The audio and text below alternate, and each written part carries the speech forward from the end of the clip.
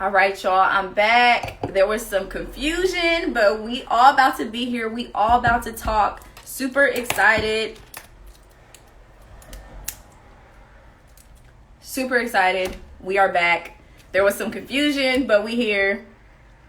All right, let me see if I can invite. All right.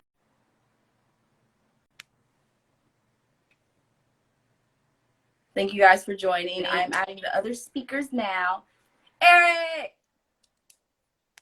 Hello, hello. Can you hear me?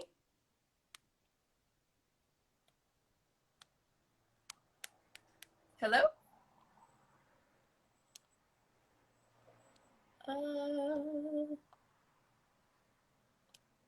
Hey.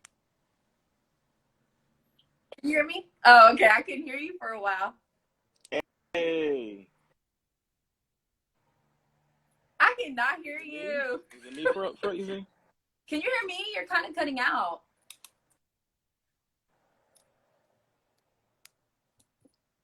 What? Woo! Thank you guys for joining. Clearly, we're having some technical difficulties, but we're going to work it out. Y'all hang tight. Thank you for joining. We're just trying to get the others added at the moment.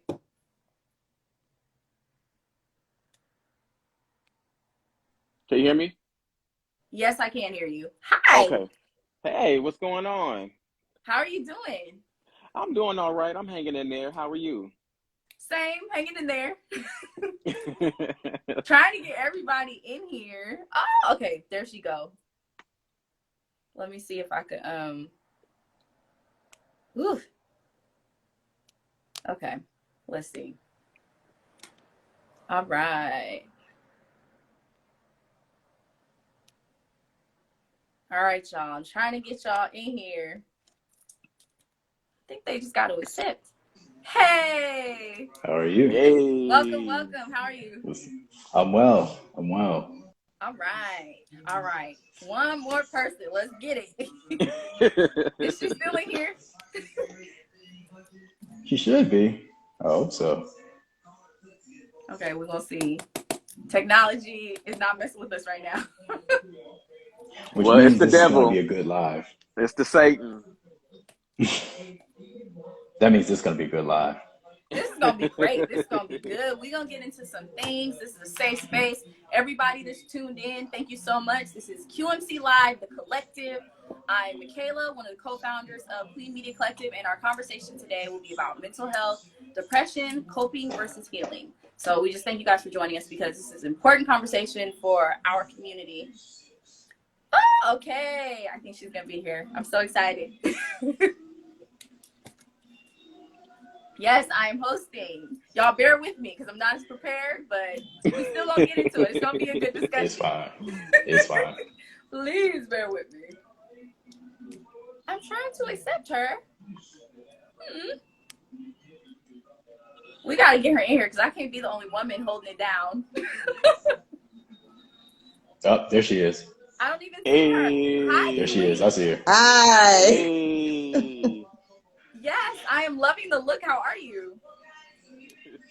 Great. How's everybody? Well, I've talked to the two brothers. We were somewhere else. I was like, where are they? They just like abandoned me. We was waiting on you. We was like, wait a minute. Apologies, Right. sis. Technology. No, it's all good. I'm so happy to have you guys again. For all of our viewers, thank you for tuning in. This is QMC Live, the collective. I'm Michaela, one of the co-founders of Queen Media Collective, and we're going to talk about depression, coping versus healing. If all you guys could just go through and introduce yourselves really quickly, your occupation, your passions, and why you are here, that would be great. Okay.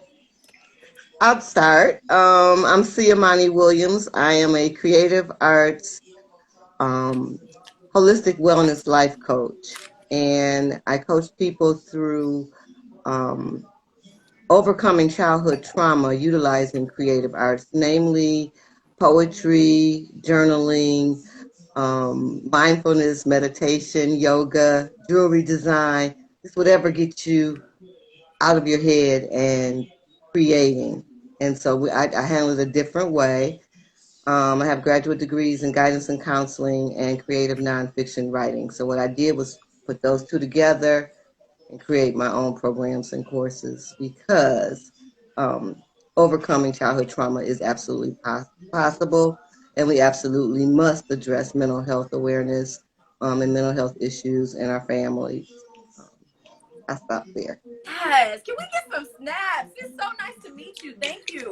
Thank you for coming Thank on this you. Thank you live. so much for the invite. So excited to hear your insight and that like you do this. Like this is actually what you do for work. And we definitely wanted somebody on here who like works in the field. Like we needed a mixture of people that have dealt with depression and like a professional. So thank you. We just really appreciate you. Thank you. Thank you. Thank you for hosting this discussion. And brothers, thank you for being here too. Thank you, Because Queen. you know, we got to talk about the brothers and Yes. depression and mental health and Yes. handling all of that Yes. collectively so that we can freaking heal. That's true. Absolutely. That's it. That's Absolutely. very true. All right. Thank you so much. How do you say your name just so I make Samani? It's actually C period Imani, so Imani is fine. Just Imani is fine. Okay. But Let me legally make it's sure I C make Imani Williams. Theomani. Yes, Imani is fine. Same. Imani. Okay. Okay. Okay, All that's a right. nice name. Next. Eric, you want to go ahead? Thank you. Sure. So my birth name is Eric, but you know, for those who know me, I go by Dat Boy Media, and pretty much I am a creative, and basically my passion is radio and broadcasting. So basically, I tell stories from the Black and brown perspective, and I just pretty much try to get their insight and the backstory of things that you know they go through on a day-to-day basis, you know, in their creative field. And I've tapped into mental health slightly, but not a whole lot. But 2020 was the year of challenges for me, so I'm very thankful and I'm very grateful to be on this live and to kind of share my experiences and to kind of share some of the things that I've done to kind of cope and to heal with some of the depression that I felt, especially during the 2020 pandemic. So I'm a radio personality and a producer, and that's pretty much my passion. Thank you. Thank you for sharing. All right, Al, you next.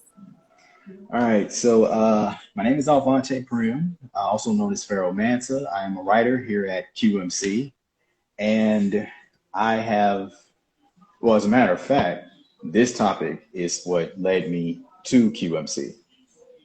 So this is a discussion I've been waiting to have for quite some time.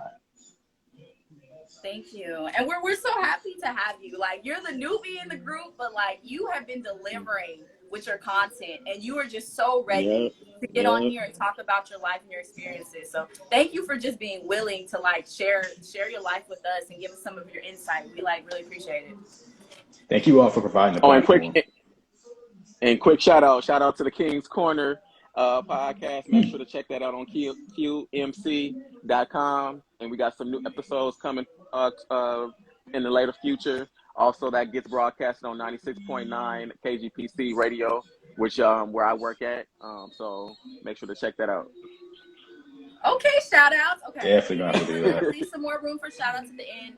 Whoever's background, somebody has like a TV on or something. If we can just lower that a little bit so no distractions. I have a short attention span, so I'm all like, what is that in the background? Okay. You know what? That is my dad. I'm gonna move to his office. Hopefully it's a little more quieter there. Okay, thank you. Mm-hmm. All right, while we are waiting, let me try to pin this conversation so everybody knows what's going on. Hoping versus healing. Hoping versus healing. All right, is this better? Mm-hmm. Oh yeah, that is perfect. Thank you. Oh, sweet. All right. So if anybody just joined, again, this is the collective. We're talking about depression today, coping versus healing. We all just introduced ourselves. I think the first thing that I wanted to ask, just to kind of open up this discussion, little icebreaker, is happiness a choice? Is happiness a choice? This is something that I have been thinking about lately, and I just kind of want to know how you guys feel about it. So whoever wants to just jump in. I think it is. I think that we can, that with mindfulness and meditation and affirmations and all of those different types of intra work things, that we absolutely can make the choice. Or at least we can make the choice to be hopeful, because Mhm. hopeful sometimes has to come before happiness. You got to have hope. So, What do you guys think? It is absolutely a choice. I mean, you can't really help the terrible circumstances life throws at you, but you can choose how you handle it. Agreed, agreed. I think it depends on the circumstance, and I think that it depends on the person. I think that some for it depends on what your happiness is, and it depends on what brings you happiness. Some people, material things brings them happiness. Some people, peace brings them happiness. Being around a loved one. So I think it just ultimately depends on each individual. For me, I think that happiness is definitely a choice, and I think that happiness comes from within. And I think that when you're happy from within, then you can share that happiness with other people. And I think that's part of the reason why the world is kind of going into hell in a handbasket, is because people are not happy within themselves. People who are not happy within themselves will not be happy with anything in this world. So I think that how you choose your happiness and what makes you happiness, um, is all up to the individual. But for me, I think that when you're happy within, you can share that with the world and make it a make it a better place. I True. think for me, I go back and forth with that, with how I feel about that. Because even though, there's mindfulness and you can look at things half full, half empty. It's all how you interpret things that happen to you. But then there's certain people that it's just back to back to back bad luck. Like no matter what they do, they're knocked 10 steps back. And Is for that those karma? people, I'm just like, they no man, sometimes I swear I see some really good people and it's just bad stuff back to back. Like there may be like a death in the like an unexpected death, like a car accident type of situation. They may lose their job because there was like budget cuts or something like that. Back to back to back, bad things happening to them. And I'm just like, happiness is a choice, but when all that stuff is happening to you back to back, like what are you supposed to do here? And I know that's how a lot of people sink into depression, because they just see no light at the end of the tunnel. Life just keeps on hitting them. So sometimes I really question if I believe that happiness is a choice, because some people just have worse luck than others. But the thing about that is, life, unfortunately, it happens, and sometimes it happens in spurts, and then sometimes there's breaks in between. I've definitely have experienced, some bad luck. I just think that that's just life, and I think that, even though we may not want that loved one to go, there's a higher purpose, that the higher power may have wanted them more than what we wanted for them. I think that for me, I just feel like everything happens for a reason. And I feel like, whether it's bad or good, you just have to kind of take it, and you just got to keep on pushing and keep on trucking, because life is not easy, especially being Black people in America. Life is not going to be easy. It's never going to be easy. It has never been easy. It's in our bloodline. It's in our DNA. And we just have to keep on trucking. My grandmother, she just made 76 on Christmas Eve. She has Bad. bad arthritis, but she keeps on trucking. She's not giving up. Even if she got to walk with a cane, she just gonna walk with a cane. She just gonna keep on, and her legs hurt, her body hurts. Sometimes she can't get up, but she keeps on. She's just optimistic, and she just keeps on going, and she keeps on trucking, and that's the reason why she's still here. You just got to keep on going, no matter how bad, Hmm. how worse, how small, how big, how ugly, how beautiful. You just got to keep on trucking, because at the end of the day, there will be light at the end of the tunnel. Very true. Yeah, and to add on to what he said, yeah, I mean, you just have to trust and believe. It's difficult. It is easier said than done. It gets difficult, but you have to trust and believe that everything that takes place it's all to make you stronger. That Yep. harsh winter you're going through is Yep. preparing you for that beautiful spring day, that beautiful summer that lies ahead. Yep. So I think that it is very important as we go through these things that we understand and have some type of spiritual relationship with the higher power. Now, you don't have to be a Christian. You don't have to, whatever, it doesn't have to be religious, but I'm talking about a spiritual relationship and a spiritual walk. Because without faith, my name is Amani, remember that. Yes. Without faith, we ain't going nowhere. Everything will look dark. Everything will look hopeless. Everything will look like we're just moving backwards. So we have to have some faith, and I know we're going to get into the coping skills, and I'm glad that we're going to talk about that. That's the topic actually, because coping and healing are to me kind of intertwined. So we need to have a faith-based walk for ourselves, whatever that looks like. You have to have that to pull from, whoever we are. Preach. No, I love that. You're very right about that. That's true.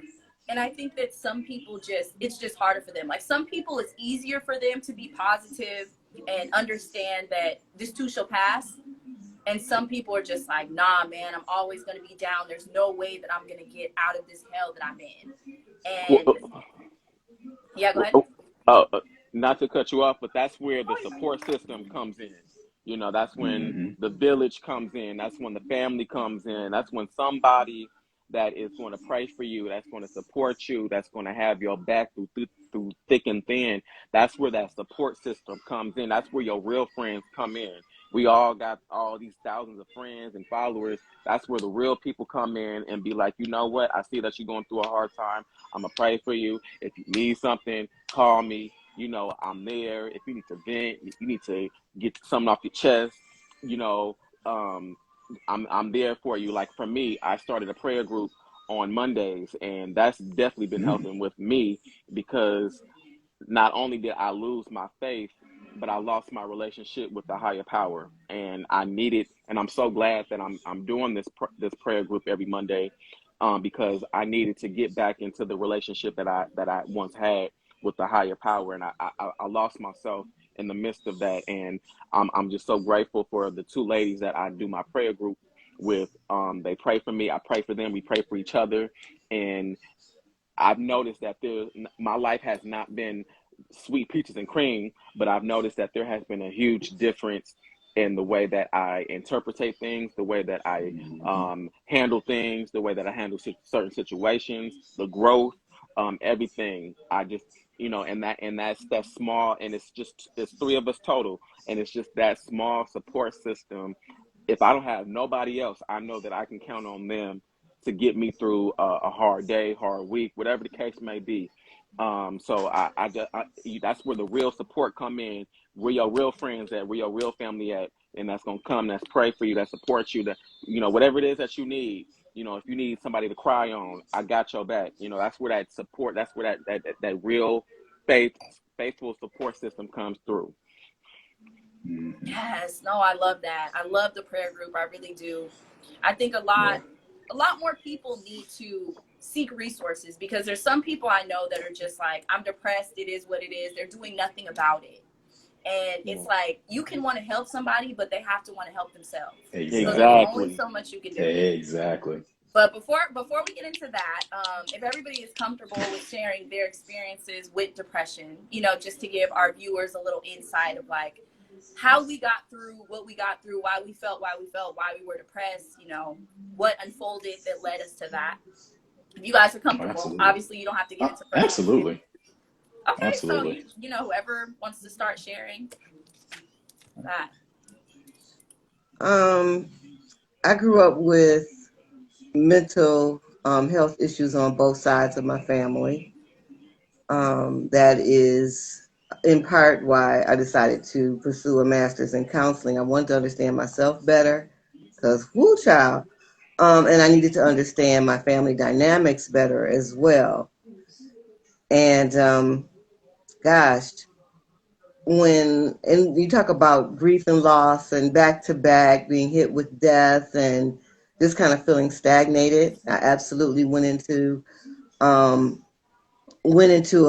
very long-term depression, really about 9 years, because I lost a granddaughter, I lost my father, and then I lost my mother. Um, and I was freaking stuck. And so, as you talked about support of community and just having, you absolutely have to find that. Um, it was rough,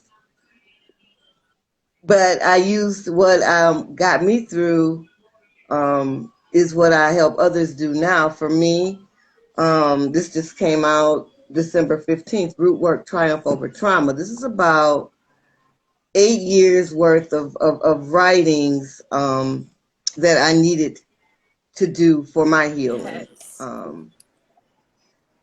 And I'll tell you, just when we talk about my dad lived with bipolar disorder, what I understand now, what that must have been like for him as a Black man in the 70s and 80s, it's just mind blowing. Things that I didn't make a connection to that I make a connection to now. As a survivor of childhood sexual abuse, I had to do a lot of hard work to forgive my perpetrator, which was my paternal grandfather. His ass is in this book too, deep in it, because we got to break these things, these generational cycles of dysfunction. Number one, by arming ourselves with as many resources, as you said, Queen, as possible, utilizing them, and then doing our self work. I'm in my 11th year of intentional celibacy after 3 marriages. As a survivor of childhood sexual abuse and the depression and anxiety that came out of that I didn't know what it was at the time. I was doing me, right? And so all of these things that happened, 17 years alcohol free. When I was a drinker, baby, it was nothing cute about that. Nothing, because I didn't know the end of a bottle. We could just turn up. But you have to have your own, because I needed 2 full bottles of champagne for myself. So that type of thing. That's a mental illness. That ties in some sex addiction, and they feed off of each other. So that's something else we need to talk about.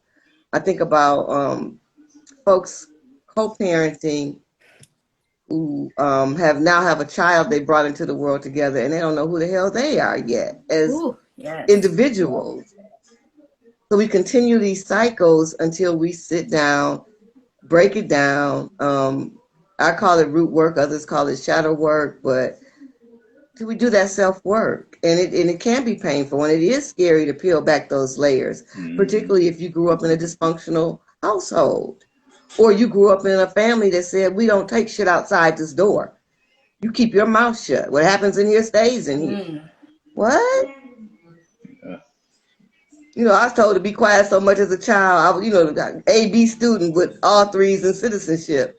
I was trying to find ways to express myself, particularly as a teenager and as a tween, because I didn't understand why I was feeling all this. I didn't know that if you were touched early and inappropriately, you're going to act out later on.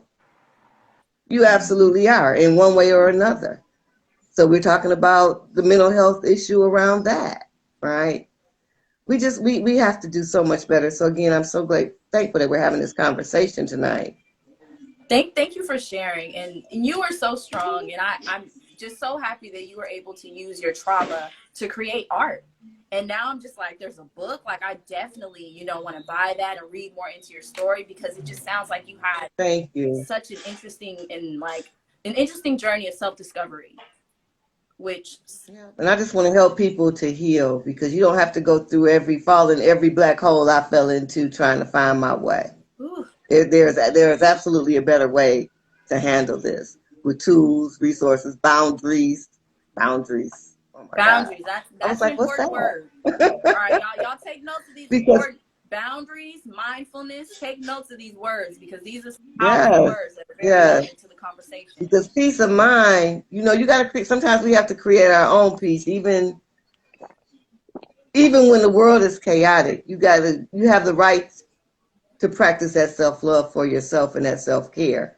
unapologetically. Ooh, amen. There ain't nobody messing with my peace of mind, not in 2022. Woo! Exactly. That part. Exactly. Sis. Oh, Oh, I just love your Exactly. energy after everything that you've been through. Like, thank you. just thank you. What do you want to So go? all guys still ain't got traveling shoes. We just gotta let people have to give themselves permission to share their stories. Our stories freaking matter. Y'all in the media, y'all in communications, you know how important this is and how long we waited to give ourselves permission to speak. And now we just got to bring other folks along Exactly. so that we can break this dysfunction. We are great. We're not even supposed to still be here, and we are here. Right. Damn it. Yes. Right. Yeah. Right. Yes. Mhm. True. Right. Anybody want to go next? I will. So I guess so. Last year I lost a job, and this is after early part of last year. During the labor shortage. Like when I tell you I was the hardest working person where I was, like there will be days I was the only one on the floor. Like sometimes the entire day because I waited tables, so I'll be the only server on the floor for an entire shift. Part of that was due to a trifling ex-coworker that I had, and then it was due to me being reliable, which I feel like is my gift and my curse. So eventually, I was verbal and said, "Hey, look, you need to figure something out." More employees came, and so things started to go well. So July 3rd was our, we were going to get a week off of 4th of July, and we were told, in fact, months leading up to it, hey, I'm going to give you all a week off because, hey, we're burnt out. So I was like, okay, cool. We were supposed to have came back to work July 13th on a Tuesday. Okay. July 12th, we get word via text message that the restaurant's going to shut down due to financial reasons. So, yeah. And this was Yeah. last year, And right? You're saying last year? Yep, Okay. last year. So so when I got that text message, I notified my mom, let her know. And I remember her coming back in the room. I said this on a previous live. She came back in the room and she said, "Son, God allows everything to happen for a reason." So I was like, hey, all right, cool. So the job market is not the best. So, okay, put in here. So, trying to put my international business degree to use, go to this place, and only to get turned down. That hits at your self-esteem. So I would say between that and it wasn't so much losing the job because it was no fault of my own, but it was who am I now that I don't have a constant paycheck. Mm-hmm. So that is when I fell into my depression. Well, I call it extreme bouts of sadness, but I refuse to call it depression because it wasn't clinically diagnosed. But I think I understood how people can get so low, how people can be so low, just feel so low until you don't want to do anything. So one day I said, all right, well, no, I was looking at side hustles because I said, well, if I can help it, I don't want to go back and work for anyone else after what just happened. Mm-hmm. So he said one of the side hustles is blogging. So I said, I can do that. I can write. So I said, all right, I'll get back into blogging. The purpose of me getting back into blogging was going to be to pretty much hold myself accountable for getting out of my present situation. And in fact, I started a new blog, and then that's what kind of eventually led me to this platform. So this platform has definitely been an outlet, and it also caused me to open up. This and another blessing is meeting my life coach in 2021. So all of that kind of caused me to open up because normally I don't know if it's because I'm a Capricorn or a guy or both, but I don't open up. The only person on this earth I can trust, well, besides a few people, is myself.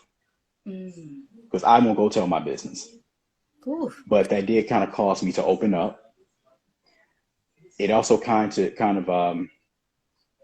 also start to practice mindfulness and just being thankful for just the moment. Like every moment doesn't have to make sense. Every moment doesn't have to have a reason behind it. Just be thankful you're alive, and just be thankful for, I mean, just a little thing. So that's one thing that I picked up last year that I'm thankful for. That has been helping me in this journey. And then also, like you all said, a support system. I'm very thankful for my support system that I have, because if it wasn't for that, I'd probably be a little bit worse than I am now.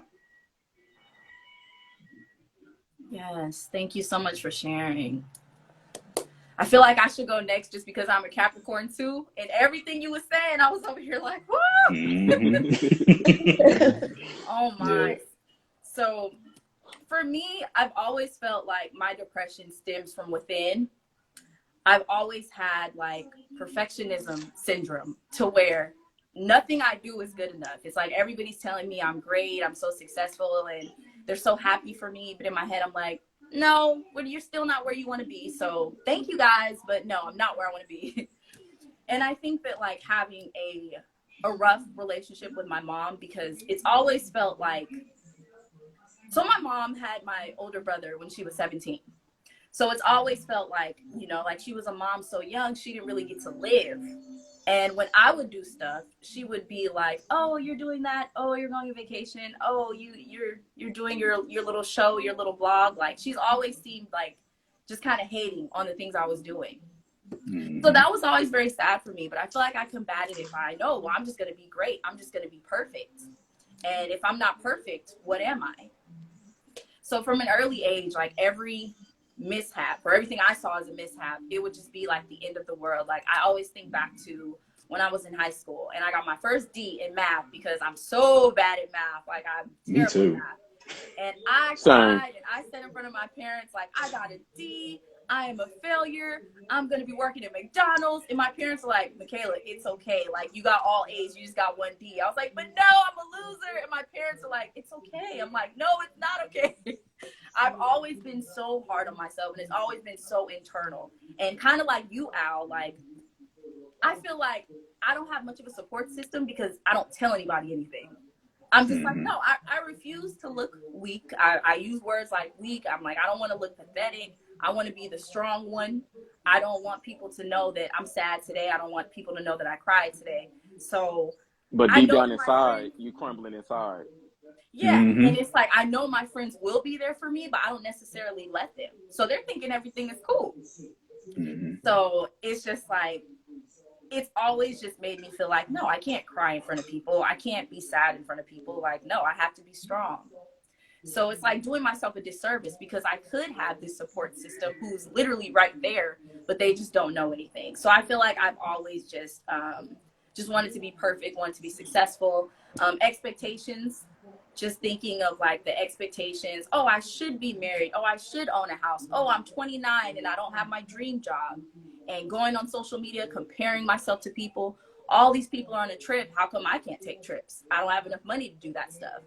And it's just, I always feel like social media is just so toxic. Like, I love it as far as promoting our talents and stuff and connecting. But when you start comparing and you see stuff that other people are accomplishing, and you're like, how come I'm not there yet? But stop comparing yourself to those people, because in actuality, you don't know what people are doing to get on those trips. People will do anything to get on a trip, to get a Birkin bag, to do whatever. And then 9 times out of 10, it don't even be their real house. It don't even be their real car. They posing in front of somebody else's car. People be finessing on social media, acting like they got it. And we talked about this on King's Corner. When people be on these nice, and it's not everybody. There are people out there who can afford those type of trips. But nine times out of 10, a lot of these people cannot afford these trips, especially if you're living in the Bay Area. If you're living in the Bay Area, rent is expensive. So if you got your own house or own apartment, you got a car note, you got food, utilities, you know, that don't leave a whole lot of room to be going on to be going to Paris, and to be flying first class, and to be rocking a Birkin bag or rocking the new J's. I work 2 jobs and I don't have that kind of money. So what are you doing to have that kind of money? Like, are you sleeping around to get that kind of money? Because people Sugar do that daddy. too. You know, people sell their soul.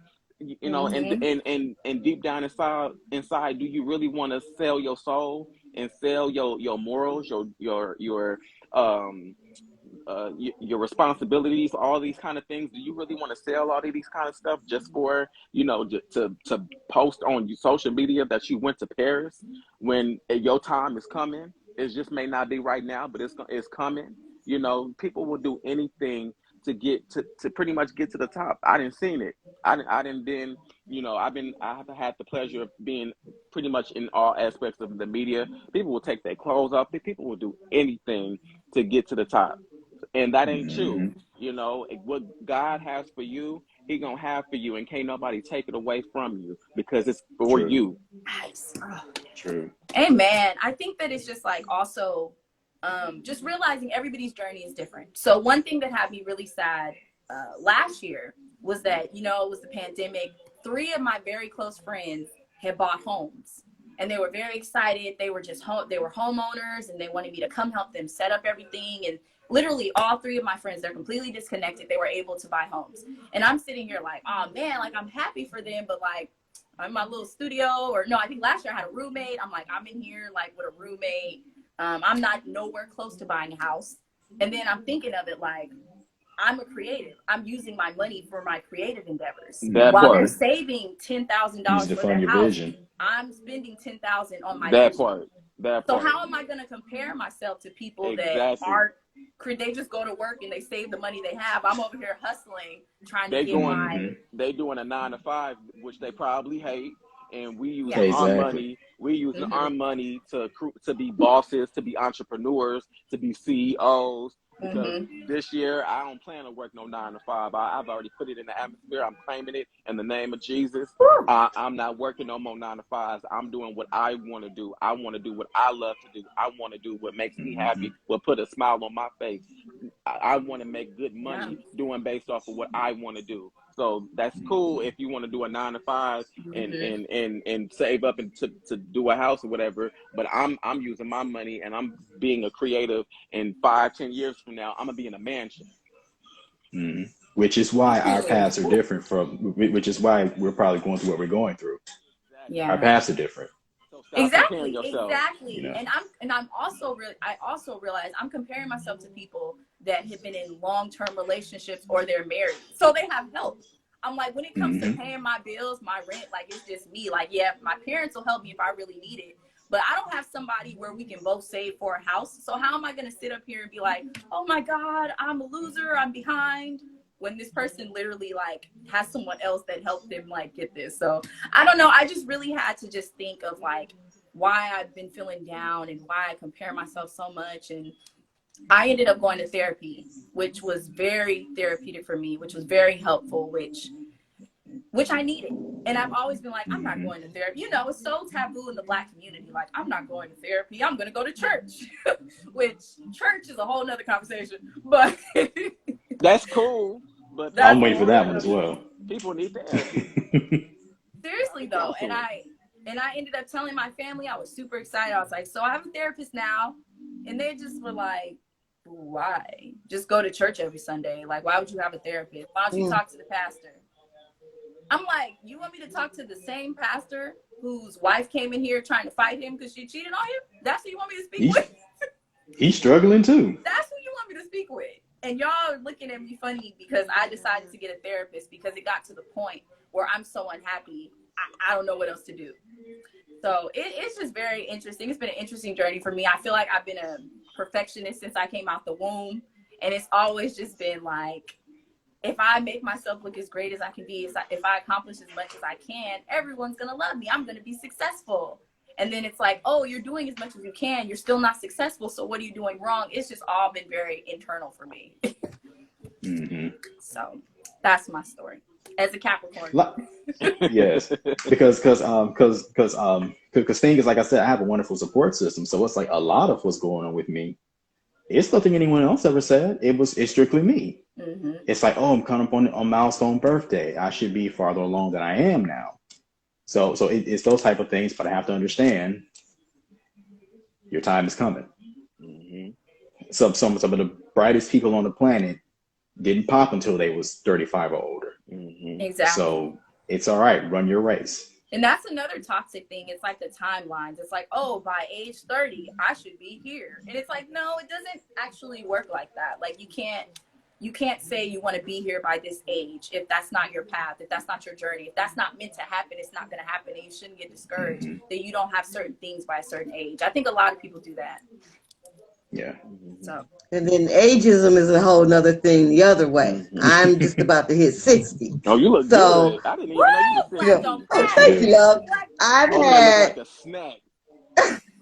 Juice. bless your whole heart, baby. But, you know, I've had like doing those 9 years that I was down. That's almost a decade, right? Mm-hmm. So I feel like I'm making up for time. But I can say that I'm in a better space with it this year than I was last year. So, you know, we celebrate each, you know, all the wins, big, little, tiny, little inches. We celebrate all the wins, big and small. I think it's really important for you to be able to see your growth. The fact that you said, hey, I got in therapy. My family don't understand why I have a therapist now, but I know why I have a therapist now. You know what I mean? Keyword. And Keyword. yes, me. That quest and that work that we do to reach self-love is so important. And I bet if you stick with this therapist, if you like this person and you stick with them and you do the work, if we have this conversation 6 months from now or a year from now, you're going to be like, it's all about me, baby. And I don't care what they think. They might ask you, are you still got a therapist? You'd be like, yep. And I'm doing all right. And that's what matters. It's about what you think. So we have to, not just you, I'm saying we in general, because we tend to put so much effort into what other people think about us. I think you bomb and dope. You didn't know me. You reached out. You said, I see you do this. I want to invite you to be on the show. That's how, you know, you surround yourself with that. And you got the platform already, sis. So you just let it roll and you continue to work on self and love on yourself. And love on yourself, brothers. And I'm going to love on me. Because I think I'm pretty damn dope now. Woo, yeah. 2 years ago, we would have had a different conversation because I wasn't there. But what I do know is that you're not going to knock me off my square. So like every morning, I draw a little picture of a box and I put myself on the top of the box as a stick figure, right dead center in the middle. And ain't nobody knocking me off my square. I'm a Gemini. So, you know, I got these two personalities working. I'm really working to be better. My twin is a trip, you know. But it's just really about getting okay with you. And when I say self-love first, that's my hashtag. Self-love first. Self-love first. Self-love first. Doesn't mean I'm cocky. Doesn't mean I think I'm better than anybody else. But if people only knew the journey that it took to get here, to say, you know, I love me so much that you can't have my peace with that bullshit. You can't come to me any kind of way.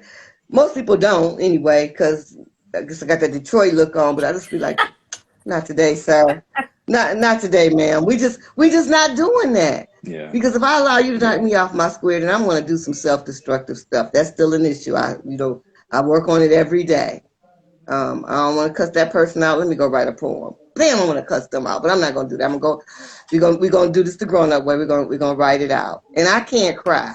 I'm still blocked that way. I haven't cried in about 7 years. 8. My daughter's 11. I haven't cried in like 8 years. I need to cry. See, So I'm not having sex. I don't have a release that way. Oh my God. I can't cry. I don't have a release that way. I'm just over here tight. Girl, But I'm working it out. I am a crier. I cry like every day. I'm a cry baby. Do you know what it's like to be a cry baby? And I can't cry.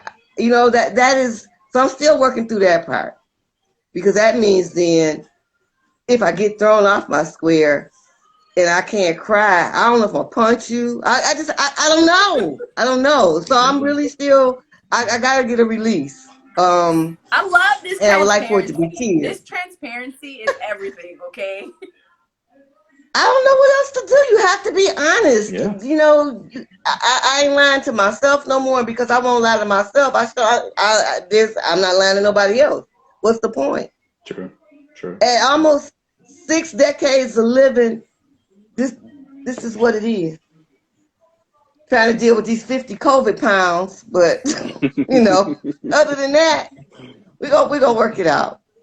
I think for It will me, work it's just out. Do the work. like sometimes you're really good and you like, oh, I got this. Like I'm living for me. I'm happy. And then Right. some days it's like I can't. Like those rough days, that's what I'm working on right now. Because some days I think I'm good, and then it's like, nope, I can't do anything. I'm just sitting here. I can't get nothing done. I feel terrible, and I don't know how to get myself up from this feeling. And I feel like with my therapist, she'd be like, I know I keep saying this to you, but self-compassion, show yourself grace, self-compassion. Every day is not going to be a good day. Right. Because even with that, I'm just like, no, but I cried today for no reason. And like, I'm too blessed to be crying. I love myself. Why am I speaking badly to myself? And she's just like, it's a process. You're not just going to, oh, everything's fine. I'm healed. It's a process. And then I even beat myself up when I'm not happy. Because I'm like, oh, I should be happy. I've been going to therapy. So it's just be gentle with yourself. But just being more self-aware and noticing that it's all internal and it's my choice on how I'm going to process my emotions it's just been very interesting. Everybody go to therapy. I feel like everybody needs therapy. Everybody, to be honest. Because life just existing is so hard. Just existing. It is. You interact with other people, other emotions. A word I wrote down in my notes was toxicity. Because even if you're doing fine, you may have people around you, your family, and just because they're your family, don't keep them around if they're toxic. That's a very important thing to say. Right. But you could be fine. The people around you, your job, your environment could just be bringing you down. And some people don't even realize it. So, yeah. Oh, I wonder what people hear when they hear, people that are not familiar with the term mindfulness, what they hear, what they think that is. When I think a lot of people think it's just some, you know, some mumbo jumbo. It's just easy to turn on the radio and just, you know, rock it out to whatever song is playing on the radio, as opposed to putting something in that you can just kind of, you know, after 2 weeks, you kind of just, it just becomes natural, right? Your affirmations and saying those positive messages to yourself and reinforcing that. I think we are very committed to being involved in everything that's going on, that we sometimes we are afraid to shut down and get quiet and just get our inner voice and thoughts going. And I think we have to work on that. So somebody like completely unfamiliar with mindfulness, like what is the first step to like being mindful? Like what would you tell them is the first thing if they know nothing about it? That we're gonna talk about planting seeds of affirmation, affirmative seeds. Instead of talking down to yourself, again, not being cocky, just being aware. I am a good person. I do good things. I like myself. You know how many of us do not like ourselves? I clearly was on a self-hate tangent for years. Didn't know it. I was just doing me because we're scared to do the work. So we have to start with those positive messages. Affirmations that we either write down and repeat or listen to, affirmations that can come through, just like I said, sticky notes on the mirror. You dope, you bomb, you the shit, get it going, you know. Fuck the haters, whatever works for you, really. That's going to make you feel better on the inside. So I would say that would be a first step for somebody that has no idea what mindfulness is, which is really just changing the mindset from negative to positive and reinforcing that by doing it consistently, reading it consistently out loud, saying it consistently. I'm a good person. I'm a good person. Because if you grew up hearing some, you know, with folks just putting all type of doubt into your head, or if you heard at 6 years old as a little boy or girl, you ain't nothing, you ain't gonna be nothing, you like whoever, you like your daddy, you like your mama, we will allow that to play on repeat more than we will telling ourselves we're beautiful, we're good, we're worthy, we're worth it. So it's changing that mindset, which takes work. but we can do it. So for people that, because I know that different things help different people and some stuff just doesn't work for people. Like when I first started therapy, we talked a lot about breathing and, like breathing exercises. And I would do it and I would be committed. And I'm like, this is just not working for me. Like, I feel like my heart is beating. Like, I feel like I'm still very stressed out about it. And I really tried. And then I'm like, okay, my therapist was telling me to journal. And even journaling for me, it's like, I'm journaling, but I'm getting depressed from journaling because once I write the words on this page, it's more real for me. I don't know if that makes sense to y'all. But it was just me looking and I'm just like, dang, like this is really my life. So I had to stop journaling because I was like, this is making me really sad, even though I know it's supposed to do the opposite.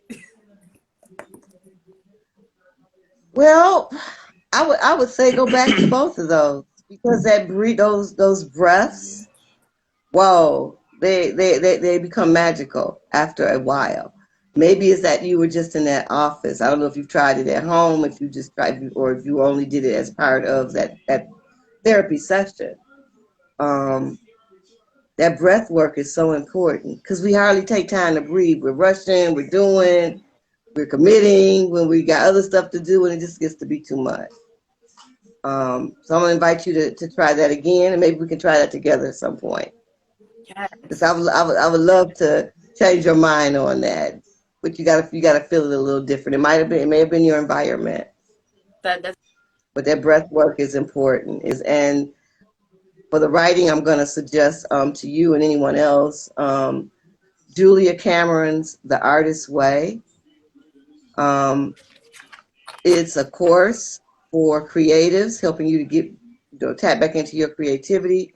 But what she does is she takes you're doing some shadow work in there. She takes you back to childhood. And she's so transparent that I was like, damn, you know? And so but that made me really dig into that book. And I've done that course over and over. I've taken it, I've taught it, I've done it on a self-study basis over the last 20 years. I'd say probably about 7 times, because she's so deep with it. I've taken a course with men and women. I've taken it with women just by themselves. And every time is different.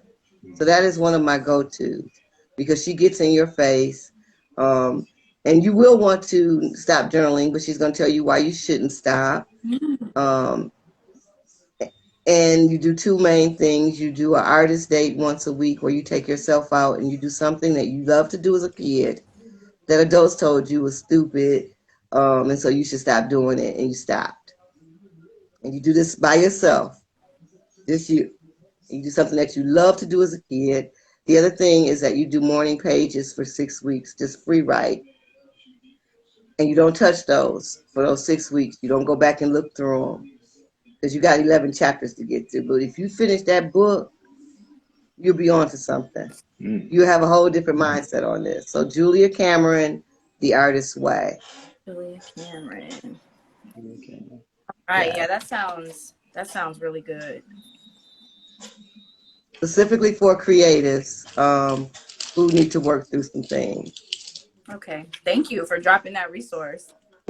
Yes, thank you. Eric, I know you didn't really share your story. Did you want to give us a little bit of your background and your fight with depression? I'm gonna turn it off. Yeah. It's kind of like the first time I've talked about it publicly, so Are you excuse okay me. with talking about it? Yeah. Okay. So basically, for me, really a really hard Turn year. it off.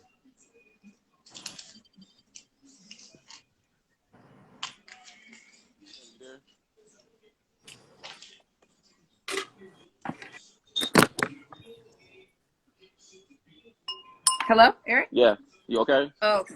Yeah. Oh, I okay. thought you go ahead. So basically, for me, 2020 was really the year that tried me the most, because of the pandemic. And basically, I was working at a radio station, and everything was from 2019. I would say like around like November of 2019 to pretty much when the pandemic started, which was around March, everything was pretty much going good. You know, I was networking with a lot of different people. I had just started my first radio show, and everything was kind of like, you know, going on track. I had built up this, you know, this audience, so everything was pretty much going on track. And then the whole shutdown happened, and it was just crazy, you know, just dealing with, you know, so many different emotions because I worked two jobs, so just working through that, and you know, being a radio personality and also being a radio producer, that was my creative outlet. So basically, you know, when people at work started to get on my nerves, I just went straight to the radio station, and that was my creative expression. And so when I went down there to try to go back, and they had changed all the locks, it had got very real for me. So just, you know, going from, you know, doing what it is that I wanted to do, and you know, being a creative and having artistic freedom, to just now working 6 days a week with no type of break, no type of outlet, and dealing, you know, and this is when people were really rude and really nasty, and, you know, so scared and so anxious, which I understood to a certain degree, but it was just a lot. It took a lot on me. It took a lot on my mental health that I didn't even realize. And I knew, I think around like July, after like around July of 2020, after just working nonstop, that month was really a hard month for me. And that really took a toll on my mental health. And I knew that I needed to do something about it, which I did try to do something about it, but the resources were very slim at that point because of the pandemic. So it was just really hard. And I really, how I coped with it, I just I just did what anybody else did, just kept on moving, just kept on trucking, which I don't know if that's the answer that I would want to project out to the audience, but I know that it was something that I was able to cope with. And so basically it was, that year was a very trying year, you know, having to start over from scratch. I'm used to being able to go to the, you know, because the radio station that I worked at that time was 24 hours. So I could pretty much work whenever I felt like it. And I was able to record whenever I felt like it.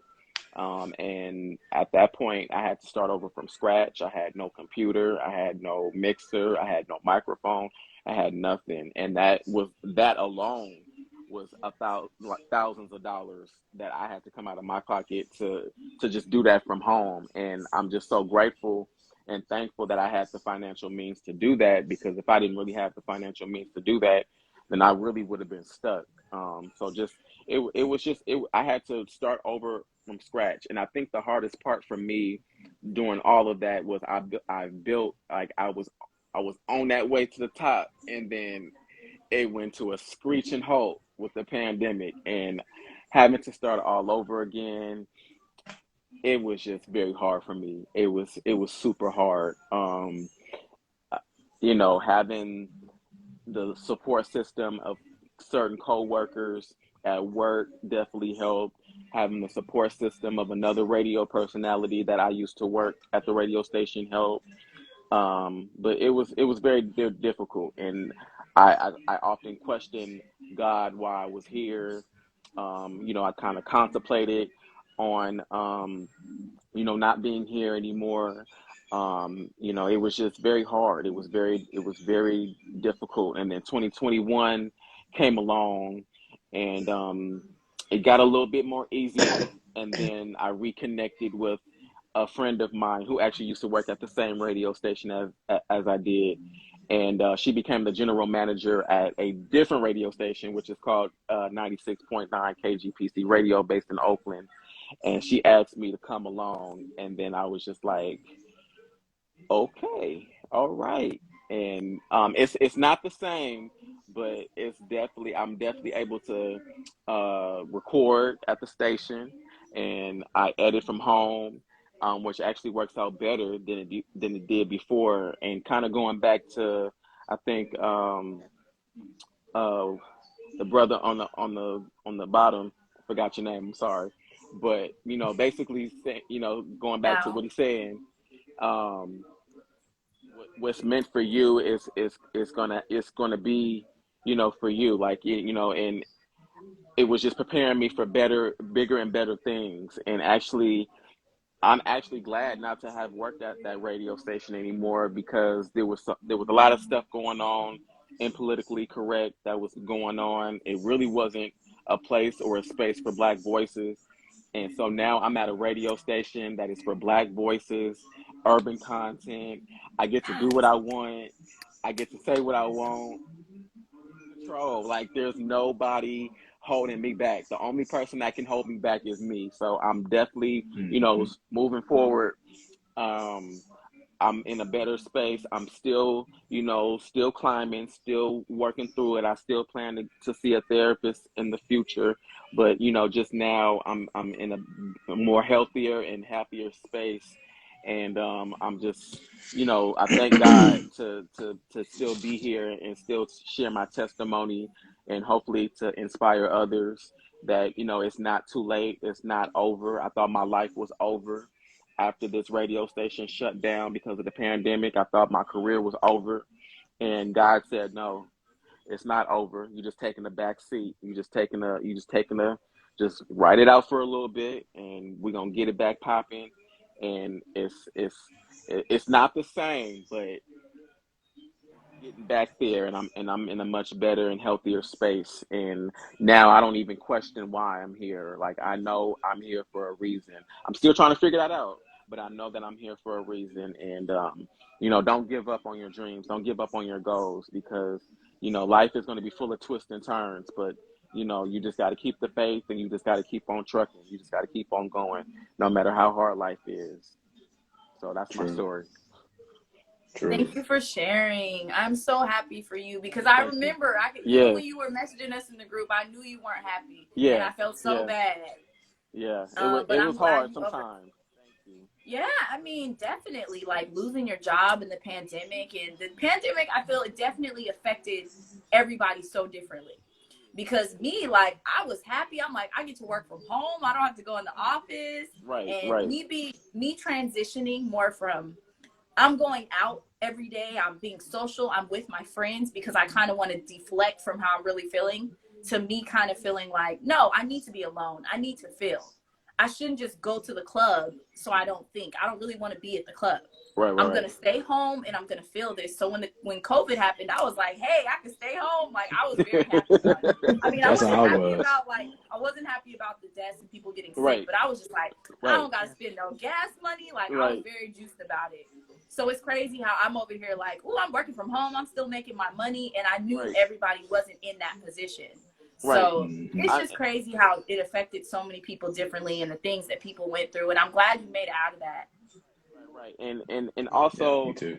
I, my situation is a little bit more different from you guys, because I've made the most money that I've ever made in my whole entire career. And when people say, "Oh, money brings happiness," or "money makes happiness," it does not. I made the most money in 2022 and 2021, and still, I didn't give a damn about that. Like, if I couldn't do radio, I didn't really care about nothing else. And I know that sounds kind of weird to say, but it was the truth. When you love something and you do it because you want to do it, and yeah, you want the perks and all of that good stuff, but regardless if you have the perks or not, you do it because you love to do it. It's like when it gets taken away from you, it's almost like a death. It's almost like a like a kidnapping almost. It's like somebody stole something from you, like and that's what I felt with the pandemic. Like, yeah, I was going to work every day. I had a paycheck with my name on it Yeah. every week, every other week, but that didn't matter to me. Like, if I couldn't do what I love to do and that I worked so hard to build, it didn't really matter, regardless of my, like, I was grateful and thankful to have a job. Like, I know, like, a lot of people lost their jobs, but Mm-hmm. if I couldn't do what I wanted to do, I didn't really care about that. Like, even now, I'm at work, I do my job, but it's just like I'm thinking about radio. Like, I'm thinking about, like, what can I do to improve? Like, that's what I'm thinking about, because that's my passion and that's what I'm trying to do. So I think that's a reason why I find it hard to share my sadness and depression with people sometimes, because sometimes people will, oh, well, you're making so much money. Oh, well, you have your own place. Oh, well, you have a car. Some people, they'll try to compare you or be like, you're doing really good. You make all this money. But it's like there are famous people that kill themselves, Right. that were not happy, that were not satisfied, did not feel fulfilled. So sometimes I worry, like, yeah, in theory, I have 2 seasons of my web series. I own this brand. I have a good corporate job. I have my own place. I have a car. I've always had a car. A lot of people can't say that. Like, I'm doing well on paper, but that doesn't mean that you don't know how I really feel. Inside. And I feel like sometimes people can be very dismissive, or people can try to be like, oh, like, you're doing fine. It's like, no, it's not about the money. It's not about my place. It's not about any of that. It's not about, oh, well, you have a boyfriend now. That doesn't mean you don't know how I feel. Exactly. So I think that's why sometimes I'm like, let me just not even share how I'm feeling, because I don't want anybody to try to, I don't know what the word is, make it seem smaller or something. Typically do that in the Black community, like, you know, like, especially like with the older generation. It's like, you got this and you got that, like, you know, why are you sad, why are you depressed? But it, you know, you can be sad for whatever reason, you know. It doesn't like, it doesn't matter that I have this or that I have that. If you can have everything in the whole entire world and still be unhappy, it doesn't really matter what you have, you know. I know that with the older generation of the Black community, they typically didn't do therapists, and they didn't do you know, resources for mental health. Mental health was a very new thing at that, on how they dealt with it. So, you know, sometimes I feel like the older generation, not all of them, because there are some that are compassionate, but I feel like a lot of them are just like, oh, what you upset about or what you mad about, because they've never dealt with their traumas and they haven't dealt with their internal impression that they had to deal with. So they kind of be like, well, why you this and why you that? But, you know, we're living in a new age. We're living in a different time zone where mental health matters nowadays. Maybe it didn't matter in the 70s and 80s, and I'm sorry. You know, I'm really sad that it didn't matter, because it should have mattered. But at the same token, we live in a different time zone, and you know, everything affects people differently, and how people choose to deal with that. Nobody should be judging. Nobody should be criticizing. My motto is, if you can't help me, don't hinder me. You know, so at the end of the day, if you can't help me, if you can't pray for me, if you can't love me, or whatever the case may be, then just stay away from me, and let me get the support system that I need, or let me get the people that understand me. And I think I think that's a lot of part of the reason a lot of people just don't understand. And it's just like, okay, well, if you don't understand, then it's just like, well, that's the reason why you have the attitude that you have, because you don't understand. When you've been through it, you understand it. When you ain't been through it, you don't understand it. Or if you've never got help from it, or if you've never did something about it, you don't understand. You know, don't criticize something that you don't understand. No, absolutely. And I think it comes off as like, people act like because you're unhappy that you're ungrateful, Right. or that you're like unappreciative of like the life you have. But it's like, that doesn't, like, I could wake up and be happy that I have what I have, and I can still be miserable. That's true. And you may not understand, because there was a situation, when did I quit my job? I basically got a big promotion to be making a lot of money at a job that I couldn't stand. And I was 24. And if I would have stayed at that job, I definitely would have made 6 figures at 25. So everyone's like, oh, stay at that job. I'm like, dude, y'all don't understand. Like, the managers who are like 50, 60, they're taking cry breaks in the bathroom. They're drinking on the clock. They're telling me like, oh, I'm 50, I have to stay here, but you still have your whole life ahead of you. I'm like, no, you don't have to stay here. Like, I know you're 50. They're like, well, we got mortgages and kids. And I'm like, dude, like, millennials, like, we don't give a fuck. Like, we will leave this situation if we're not happy. Like, we will leave. So they in a promoted hurry. You're in a hurry. And I was like, I love that for us. So I just woke up one day and I'm like, yeah, I'm not going back.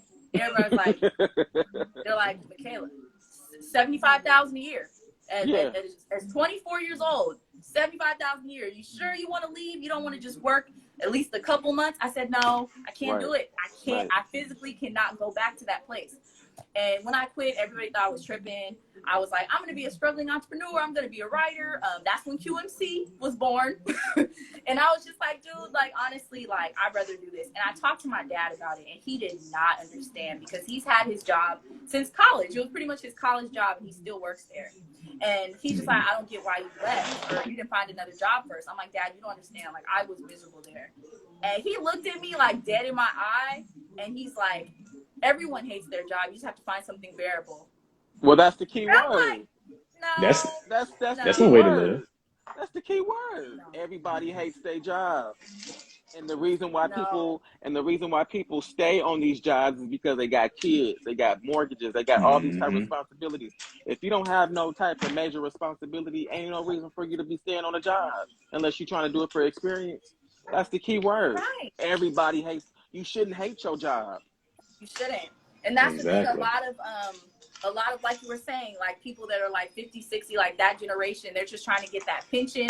They're just trying to stay, get that retirement money. I'm like, dude, I don't care about any of that. Like, I want to write. I want to be happy. And my dad just didn't get it. And I was getting frustrated. And then I was just like, you know what? Like, he doesn't get it. So I'm not going to get frustrated. I'm just going to do what I'm doing and do what makes me happy. Because I'm not going to stay at a job for 50 years and be miserable. I'm just not going to do That's it. how you and turn one day bitter. I asked him. That's how you I'm turn like, bitter. Are you happy? That's how you wonder what if, what could have been. And my dad was pretty bitter much like, and angry and all kind of stuff. Exactly. And probably I think my dad was just like,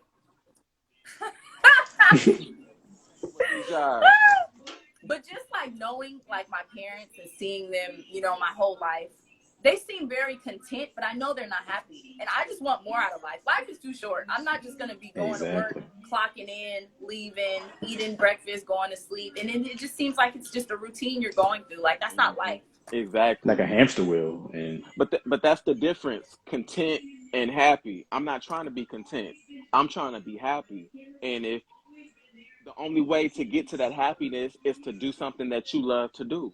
You can't be like, you can be content with what you do, but if you're not happy with what you're doing, it just seems like it's repetitive. It's over and over again. Like, who the fuck wants to work for 50 years? Like, I literally had a coworker at my job. She'd been there for almost 40 years. And did you know that they did not give her shit for when she retired? And she's like old. Like, she's like, she got to be like in her 70s, close to 70. She had been there for almost 40 years. And they didn't do shit for her. They didn't give her no cake. They didn't give her no card, no gift card, nothing. The store director did his 8-hour shift or 10-hour shift and was like, I'm out. Me and another coworker, we end up going half and getting her favorite liqueur, which I don't really deal with her like that, but I just felt bad that she didn't get nothing. Like, she gave y'all 40 years of her life and y'all couldn't do nothing for her. I thought that was hella shady. I'm like, that opened my eyes. I'm like, nah, I'm out. You could die at your desk and they might send a flower, one, for your casket. I'm sorry, maybe. that's not funny, but They might send you a flower, but what they will do is post your job. It's post your job in the ad the next day. They're gonna replace your ass. Yeah, exactly. Right. I have friends that get real stressed out over these jobs. I'm like, dude, you freaking drop dead. They're gonna be interviewing tomorrow. They're gonna be interviewing. Don't stress about these jobs. You are literally a number. You're a number. That's when you start getting bad skin and hair start falling out, start turning. Ain't nobody got time for that. You know, bags under your eyes that aren't burning. Exactly. No. Ain't nobody got time for that. No, not worth it. I was like shocked. And you know what really made me decide that, you know what, I'm really not gonna do these 9 to 5 is when at both jobs that I work at, like around Christmas time and like Thanksgiving time, we didn't get hardly nothing. Like at one job, we got like 3 boxes of pizza for Thanksgiving, which was pretty much gone by the time I got up there. And then for another job, they gave us $5 gift cards. $5? They gave us a $5 gift card, a dollar store Christmas card, and some stale candy. And they gave us peanut butter and jelly sandwiches and cup of noodles. All the money that we didn't made I work in security. You telling me that we in the top 3 in the district, and we get a dollar store Christmas card and some stale candy and a $5 gift card and a peanut butter and jelly sandwiches and a cup of noodles. I was like, oh Wait, no. where was this $5 gift card to? I'm curious. You said Target?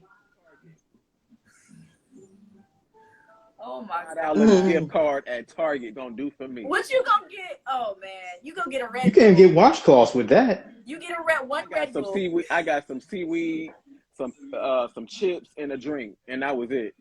With that $5 gift card, I was like, oh no, I'm through. I'm done. I'm out. So this year, that's it. Like, Al, you see the comments? The people want to hear from you, Al. They want to hear from me? Yeah. Oh no. I was about to say that. So one thing I got to do last year was go to Aruba, and so I mean, like the way I was working, I was making nice money, but it was miserable. So that's why, like, after a while, before that place closed, I walked around there like the main dingo I was. Oh, I did right on my shoulder. Always. And look, my arrogance was on display. Did I apologize for it? No. And for that vacation, think I asked him, could I take those days off? No, I told him. I said, hey, I'm going on vacation. Thank you in advance. These are the days. Thank you. Period. I'm not asking you. Well, I'll drink to that. No. I ain't asking him nothing. No, I love that. Taking vacation and self-care. Absolutely. And detaching from work and like just the craziness of life is so important. And I think a lot of people aren't taking care of themselves. People aren't getting sleep, and that adds to depression because they're exhausted trying to work at this job. They may be just out of this job. Right. It's just so many different factors that can lead to depression. That's when sickness can set in as well. Because some people don't. It's like there's people that know they're depressed, and there's people who like have no clue. So I guess it's like that mindfulness and self-awareness and just knowing like, okay, like the way that I'm living is not okay. I need to find some resources. I need to talk to somebody.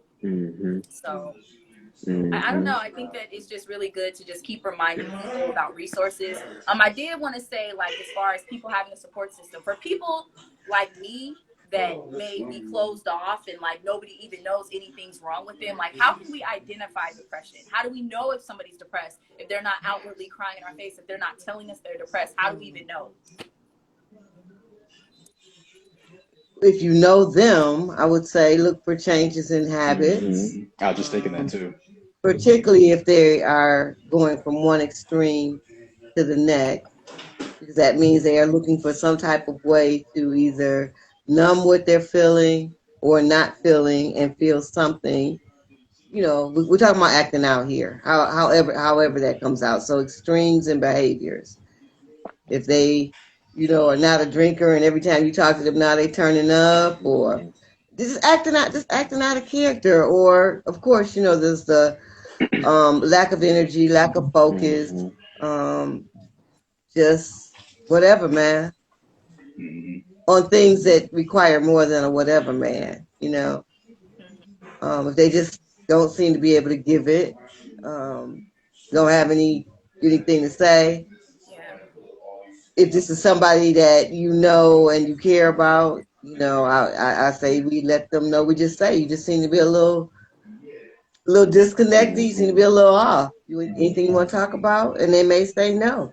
So if they say no, you say, well, you know what? If you change your mind, I'm here and I'm going to check back on you. Because I'm the friend that won't go away. If I know that you acting totally out of character, I'm going to hit you back. And I'm going to hit you back and I might knock on your door and all of that. Yeah. Because I'm tired of people leaving here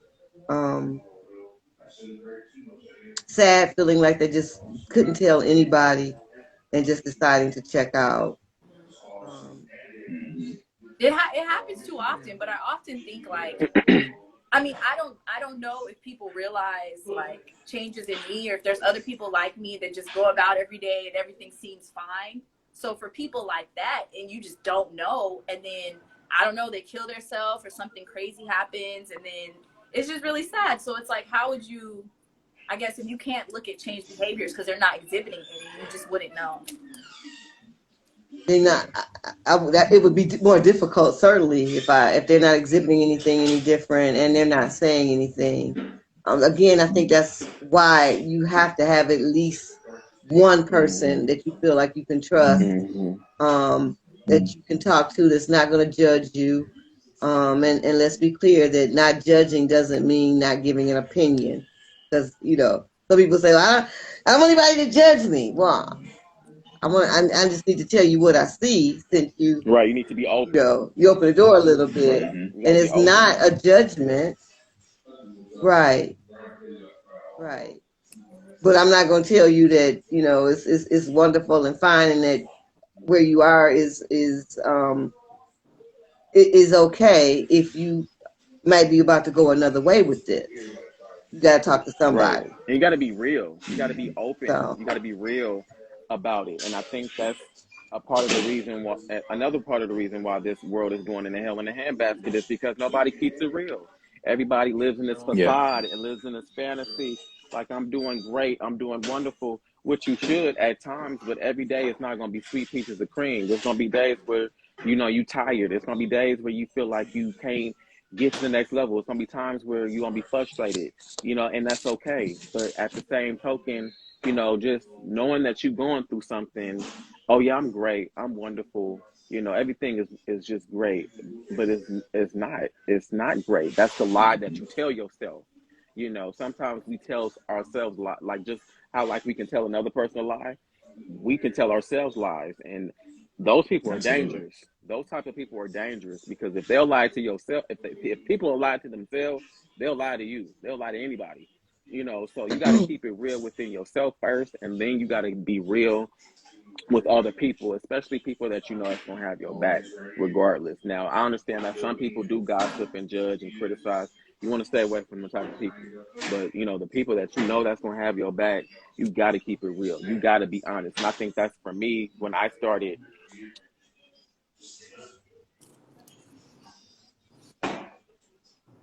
Oh, did we lose Eric? I think yeah, so. it's freezing over here.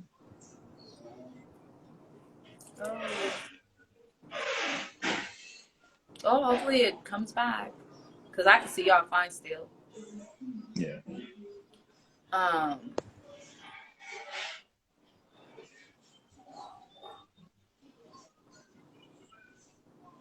no, we lost him. Okay, maybe he'll come back. But what I was gonna say in response to that was, sometimes it may just be too exhausting to like regurgitate that. Like, for example, like for me, I have panic attacks very often. And it's like, if I have a panic attack and somebody asks me like, oh, how are you? After I had that panic attack and after I had all those emotions and whatever a panic attack looks like for me, now somebody texts me or calls me like, hey, how are you? I don't want to necessarily go back into like, oh, I had a panic attack over this and oh my God, girl, I'm fine. I'm fine. I don't want to bring that back up, what I just experienced for the last hour or two. So I may just say I'm fine just because for me, I don't want to experience that again. So that's what I was going to say in response to that. Like, maybe they don't want to get into it because it's going to take them back to that space. I would say for me, because I'm quick to say, yeah, I'm fine, but I think for me, I am thankful that there are some people that can see I'm surrounded by some people that can see right through that, which kind of cause you to, that kind of opens that door for you to come clean. Whether you go through it or not is up to you. Right. But it leaves that door open. Yeah, no, that's true. But I feel like and also, it can be like a little bit, it can be kind of awkward, especially because that's true. like if you get, I don't know if you guys have had panic attacks before, but it's like if something gets to you and like you feel like you can't breathe and you're crying and you're like in the dark just trying, your heart is pounding. That's how it makes me feel. And then I'm like, okay, I'm fine. And then one of my friends is like, oh my God, this happened, I had a great day. And I'm on the phone and I'm like, oh yeah, tell me what happened. And I'm trying to act like I'm fine, and I don't want to necessarily go through that because it was a lot. It takes a lot out of you when you have a panic attack. So it's like, as much as I want to be like, I'm not okay, this is what just happened to me, I'm fine, I'm good, how are you?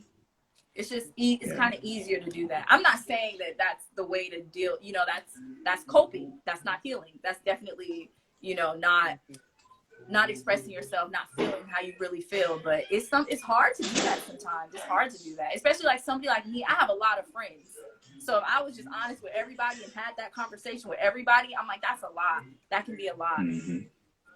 So yeah, it's hard to be vulnerable. It is. Especially like in therapy with a life coach. Like it's hard to just bear all. It is. Especially when for so long you've been like, all right, well, I'm gonna try and figure this out myself. It can be hard to let someone else in or show someone else, hey, this is what I'm going through. So that is one thing that I learned last year, which has been very beneficial. So how are you able to put all that aside as the Capricorn you are and be like, I'm gonna get a life coach? Thankfully, this life coach was introduced to me through a friend of mine. Okay. So having met him before and having kind of saw how he was, it was pretty easy to trust him, which is something I don't do very easily. So first, it was trust. Well, it was a combination between trust and realizing that if I'm going to grow and get to the levels that I want to get to, I can't do it on my own. I'm gonna need some assistance. I'm going to have to talk to someone who can give me the tools I need to turn my potential into my purpose that I walk into. So I would say those two things were key into opening up to a life coach. Eric, we know we lost you for a sec. Was there anything I'm else? sorry. No, it's okay. It just cut off. I'm like, what the hell? I can't remember what I was saying, but pretty much you just got to keep it real with yourself. And I know that when I started, I could feel it. It was something that I could feel, and I just kept trying to shake it off and kind of trying to shake it off. But I knew deep down inside something was wrong. Like Imani said, I have mental health problems that run in my family, which is something that I plan on getting checked out from me. But it was something that I couldn't shake. Like I can't really describe it, but it was just this emotion that I just couldn't shake, and I was just like, okay, well, maybe I'm just working too much. I'm tired, which was a part of it, but then it kept going and it kept going, and a part of that sadness and a part of that depression was that I wasn't doing what I wanted to do, and I wasn't able to do what I wanted to do, and my mood changed, because I'm a Scorpio, so I lay it all on the table, and people did start noticing a change in my attitude, and I was just really sad all the time, and just really, that's when I knew that something was wrong, and I had to be real with myself and be like, okay, something is going on. I need to see about some resources, about getting some help, getting some therapy. I did try to get some therapy, but I was unsuccessful. But I do plan on getting some therapy. I'm just trying to figure out where I can get it from. I'm still doing my search on that. But, I was just very thankful that the prayer group came in. That prayer group definitely helped me a lot. And, we keep it real with each other. We keep it real within the group. If we're not feeling so good, there's days where I don't mentally feel good. I'm just going to be honest. There's just days where I'm mentally exhausted. I didn't slept all through the night, but I'm mentally exhausted from just, I work multiple jobs. And then now, with my radio stuff kicking in, I'm producing 2 radio shows, and I'm, doing all these different little things that's starting to pick up because things are starting to get lifted now. So I'm I'm like all of my days, 7 days a week, I'm busy doing something, you know. So I'm mentally, I'm tired. Physically, I'm tired. I'm actually going to a chiropractor. Damn, I must be getting old because my legs and stuff is starting to hurt. My back's starting to hurt. So I'm like, I gotta go see a chiropractor now. So I'm doing that as far as the physical part. But it's just there's days where I'm good, and then there's days where I just don't feel good. You know, I don't feel like talking. Please don't take it personal. I just don't feel like talking. I don't feel like being cheery. I don't feel like being happy. I don't feel like, you know, being in a good mood.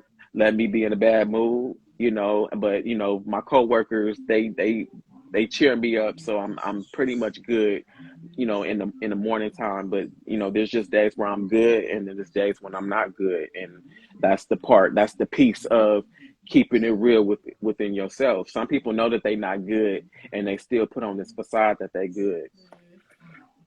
Yeah. I think this is the perfect segue into the question that Imani asked in the comments. She said, "What does depression look like for you? It's different for everyone." And you kind of spoke a little bit on that. So when you're not okay, like you're just isolating, like you're just not talking to anybody, or like, are you crying? Like, what does it look like? No, I'm not really much of a crier, to be honest. I think the last time I cried was like 10, no, probably a little earlier than that, but I'm not really a crier. I'm quiet. I I don't talk a lot. I'm not really a big talker. I know this is kind of hard to believe, but I'm not really a big talker. Unless I know you, unless I have a repertoire with you. But I'm not really I'm really quiet. And especially if I don't feel good, I'm not doing a whole lot of talking. Like it's like, damn, I don't even feel like being at work, but I'm just really quiet. I'm to myself. Um, I guess isolation would be, I guess, but I don't really I mean, I isolate myself, but I don't isolate myself, if that makes sense. Like I'm around people, I just don't say a whole lot unless they ask me a question or something. Then, or you know, somebody speak or something, then I'll speak back. But But is I'm this not about to have no 5 hour. I'm is not this about to, like you're around people because you yeah. have to be at work, or is it like, Right. oh, That's the okay. only reason. Yeah, Well, that's the I'm only saying like reason. if you wake up, you have Oh, nothing if to I do wake that up, day. If you wake up, you have no plans that day, and you are oh, I'm not depressed. doing nothing. I'm not talking. I'm not texting nobody. I'm not doing too much of nothing. So Like you're just in I'm your gonna be in my space. room, either editing, or I'm gonna be listening to some music, or I'm gonna be doing I'm not gonna be around nobody, you know, Okay. because I don't want to bring that energy to somebody Exactly. else, you know, and I Exactly. know how that feels to have somebody bring, whether they going through depression or not, to have that negative energy towards me. And I don't like when I'm in a good mood, I don't want to hear, I don't want your negative toxic energy around me, so I don't want to bring it to somebody else. So basically I'm pretty much in my room. I'm chilling. I might talk to a family member, but I'm not doing. But I mean, it's very rare that I have those days when I'm by myself in my room. Like typically, I'm like happy. Though the times that I'm really tired and mentally exhausted is when I'm at work. Those are the times. But when I'm by myself, when I'm editing, like I'm good. But it's just like there might be a middle of the week, like a Wednesday, where I just don't feel like talking. I don't feel like doing a lot of talking. I don't feel like having a major conversation. Just let me be.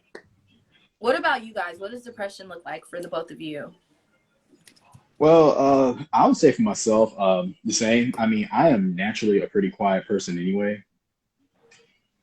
Like, I definitely value quiet time in my personal space, Mhm. especially early in the morning. Like, I don't want to talk to you about nothing. Exactly. I am not a morning person. Do not talk to me in the Right, morning. right, right. Look, I love my mom to death, but I don't want to wake up and hear anything about what happened in sports, what happened in pop culture. Nothing.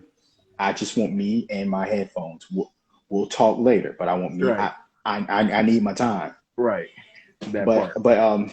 yeah, right. So but I would say for me, it's more so just me to myself. Hmm. Maybe I'll sleep a lot. If it's really bad, maybe I won't have much of an appetite. But for the most part, it's just wanting to be alone, not really talking, not really interacting. Right. If you don't text me, you will not hear from me. It's just wanting to be alone, wanting to just be by myself. So if you're very depressed and like I text you and I'm like, hey, are you going to respond, or are you like, what are you going to do if you get a text message from somebody that's like, hey, what's up? I'll respond. Like, unless you are very near and dear to me, I'll respond, because seeing seeing your text message brings me joy. So I will respond. Anybody else, maybe if I can't stand you, well, first of all, you shouldn't have my number anyway if I don't like That part. Please delete it now. Right. Fast and Right. But are you going to be If I hate you, you don't. like, Say what if now? you're like in the depths of your depression and I'm like, hey Al, how are you? Or when you respond, are you going to just say I'm good, or are you going to be honest, like I'm not really doing that well? Depends on how well I know you. If I know you pretty well, I would probably crack the door for you. I'll be like, better days, but I'm going to be fine. This too shall pass. Right. If we're like this, then I'll probably give you a little bit of how I'm feeling. Agreed. Okay, makes sense. But you will respond. You're not gonna be like Eric and be like, nah, I ain't saying nothing. I mean, no. I'm gonna say something, but I'm not gonna be, like he said, I ain't gonna be holly jolly. Like I ain't gonna be doing no backflips or nothing. Like I'm just gonna be like, I'm gonna keep it cool. I'm gonna speak, but I'm just, especially in the morning time, like I'm not a morning person. Do not talk to me about nothing. Like I'm hungry, I'm tired. Like I just don't. Let me get like a first break or something. Like let me get some oatmeal or something, some toast or something. Then maybe we can have a conversation. But other than that, please don't talk to me. Exactly. Queen, what about you?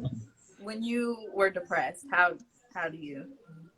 Man, I just enclosed myself in my space, and I just really didn't deal with folks. I really didn't. In the depths of it, yeah. I went to therapy, and because I was in grad school at the time, and my mother was dying of cancer, and I was going through a divorce, so it was a lot going on. And if I dropped the ball, I do know that if I had not finished that program when I did, I may not have gone back. So that was very important. And I had my mother's blessings to do that. She said, you finish what you started. So that, like I gave my senior reading on the day she had surgery. And she was in Michigan and I was in California. It was hard as hell. But I think having that goal to finish and complete kept me moving, even though I was like almost dead inside. It was not a good look. You are a superhero. Can I just say that? Like, I applaud you for finishing. I really do. Because I applaud you. I would said fuck school. I swear, I would have been like, I don't care what my mama is saying, I can't do it. So I'd have finished, but I'd have been cussing. It was rough, but God is good, and all I can say is ever for the grace of God go I. I don't know how I did it, but God is good. I really truly applaud you. I really do. Thank you. Thank you. Thank you for sharing this with us. It's really so inspirational. It really is inspirational. I'm probably I've lived longer than all of y'all, so I just got lots of stories. I'm a storyteller, so it gives us the insight. You know what I'm saying? Right. Like the journey you went through and where you are right now is inspirational, because we're younger and we're still just like, oh, the sky is falling, but then we hear how you got from A to B, and it's just so inspirational. Like seriously. Well, I think this whole dynamic is just beautiful. You have someone that's older, but you still have compassion. You still have, you're doing a service for the community. You have Al, who's a writer, who's coming from a different perspective. You have, you, Michaela, you have this brand, you have this beautiful platform. you know, for people of color Mm-hmm. to express themselves. And then, you know, coming from me, you know, from, you know, making the most money that I've ever made, and I'm still unhappy because I've had everything taken away from me, you know. So we just have so many different, the message is the same, but we have we have a dimensional side of everything. It's coming from a four, you know, type dimensional, you know, four glass dimensional of how we, you know, coped and how we're still dealing and still handling, you know, depression, because it's something that never really truly goes away. And it's something that you always kind of have to deal with. I think everybody has a case of mental illness. I think everybody has a case of depression. It's just who's going to get the help to deal with it. And we're opening up that conversation for people to get help about it, you know. Imani, I kind of wanted to ask you I- about coping Mhm. versus healing. I didn't pick the title for this live, but I kind of, if you could just kind of explain the difference for us and our viewers. For me, I'm going to say that coping is a box of tools that we have, right? We whether we have it or whether we need to develop it, we need coping skills. That's kind of like, it's a start, but it's a band-aid. Mm-hmm. But you build on those coping skills to get to the healing. Mm-hmm. And I guess what I want to say about that is the most important thing is that constant reinforcement. So you don't try one thing, and if it doesn't work, you just give up and go back to just, you know, I'm just going back to bed. You got to try different things. And we're talking about all of this therapy. I know good and well that there are a lot of people that it's going to take a lot more than us saying they should try therapy, because it is such a stigma to it in our community. So maybe instead of individual therapy, you start with group therapy. For instance, when I was coming out of my second marriage, which was domestic violence, so I went into therapy, into a group situation. But when I got there, wasn't anybody. There were no black women there. It was all white women, and I was like, I actually sat there, crossed my legs, and I said, I'm just going to listen, because I have absolutely nothing in common with these women. She's married to a pilot she's 105 pounds. She's married to a pilot. She don't know she's going to die if he throw her into the headboard again. She might just, that might be it. What are we going to talk about? Right. But I will tell you, the common thread was that we were all in abusive relationships. So by the end of the second meeting, I was like, what's up, sis? You gotta quit that, girl. You know, I'm going dealing with my stuff, but I'm able to lend some insight into theirs.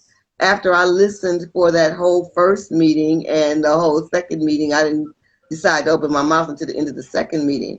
But we bonded right away, because the issue was to fucking survive and get out of these situations, right?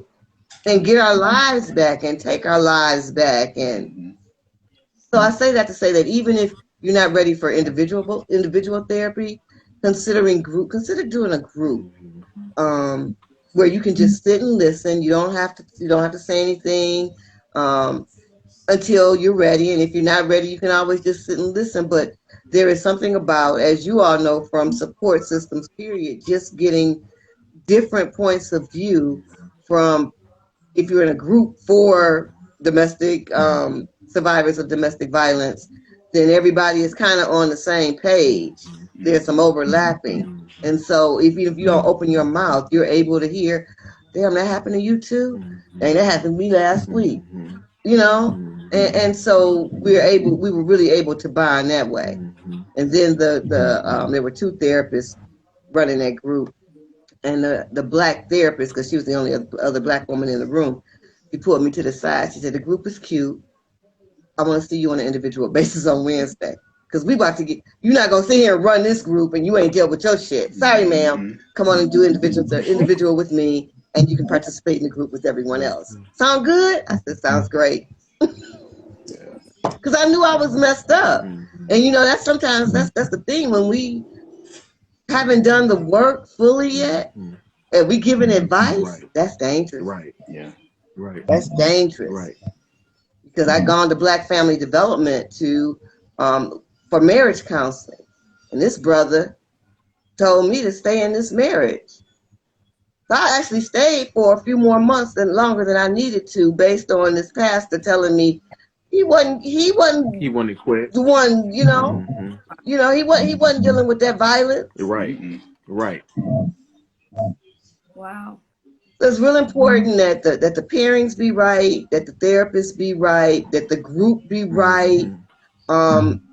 And right now we are consuming so much information on social media that looks like counseling from, in these different groups that we're in, where people are just venting because they don't have nowhere else to go with it.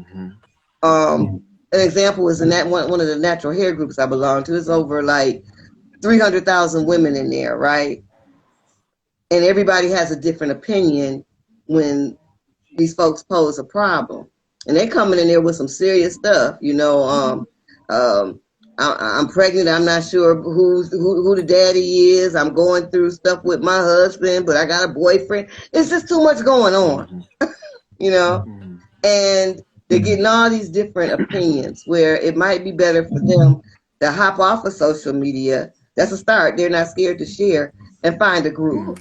Exactly. Find a virtual group that deals with your situation. Or start one. That would be one of the first things I start think we one. should do. Especially for like mothers who have Or lost their starting children one. against violence and police brutality. If you can't find a group, start a group, start a counseling group, start a foundation or something to help other mothers or fathers who've gone through the same exact thing. Right. So I encourage you, if you can't find something, start it yourself. Start it, yeah. Yeah, I think that with the social media groups, it can be very, because I learned the hard way as far as like trying to like join groups, because there's been 2 bad group experiences I had. So my last relationship, my ex had a daughter, and I was really struggling with like dating somebody with a kid. It was so like crazy for me, and the different emotions I was feeling. So I was like, oh, here's like a stepmom or girlfriend group I can join on Facebook. And it was like hundreds of women in there. And the energy was just so negative. Like I would open up like, oh, I've been feeling this way. And people were just telling me stuff. I'm like, this is not great advice. Like these are unqualified people who are sitting here judging me. And I came here thinking it was a safe space. So I'm in the group for a while, but then I'm like, say that again. I'm like, I don't feel supported at all. Like I need to get out of here. And a group I'm in now is for Black filmmakers. It's kind of negative as well, to where I'm like, hey, I've only been filmmaking for 2 years. Like, you guys give me advice. But every time you say something, people are kind of like, are you really asking that? Like, you should know that. I'm like, this is for Black filmmakers. That's not the group for you. It's one out here, but that's not it. And so the good thing is, if that's the vibe you get, you just check yourself out and don't come back and find another one, because you will find the right one. Your energy. There's a lot of haters in the You're world. gonna have exactly what you need. Yeah, there's a lot you of never haters know in the people. world. You never know people's intentions in these groups. You Exactly. never know. It's just, you just never know. And then like I feel like you can be damaged even more from trying to seek help. Oh, absolutely. And I There's think just a lot of because haters we're in the using world. those groups that are not specific. They're just like specific to women or specific to Black women. It's just not honed down enough. Right. So you're gonna get a little bit of everybody. Right. So you got to really pick and choose. But I would say that energy does not feel right to just make exit stage left. Yeah. I'm out. And that's Right. the problem. Like I pretty much left the groups and I was fine. Like I thought about like, damn, that was fucked up. But then I left the groups and I was like, oh well, whatever. But some people may really be damaged by like the criticism or the judgment they face. Like they're coming here thinking it's a safe space. They're trying to seek insight, and you're just bashing them. And now they're even worse than they were when they came. So I don't know. That speaks a lot of value. Some people don't even know what the concept of safe space is. They've never had it. They've never had it with the people that raised them. They never had it with the people they came up with. That's true. So they definitely not gonna have it in a virtual group with thousands of people. They don't have it. Well, that speaks volumes within the Black community, and especially with it does. For I don't know, Al, I don't know if you've had this experience, but I feel like with older black men, I feel like there's a disconnect for me because I feel like, because they're older and they may have went through a different time period in a different time zone on how to handle certain situations and how to go about certain situations.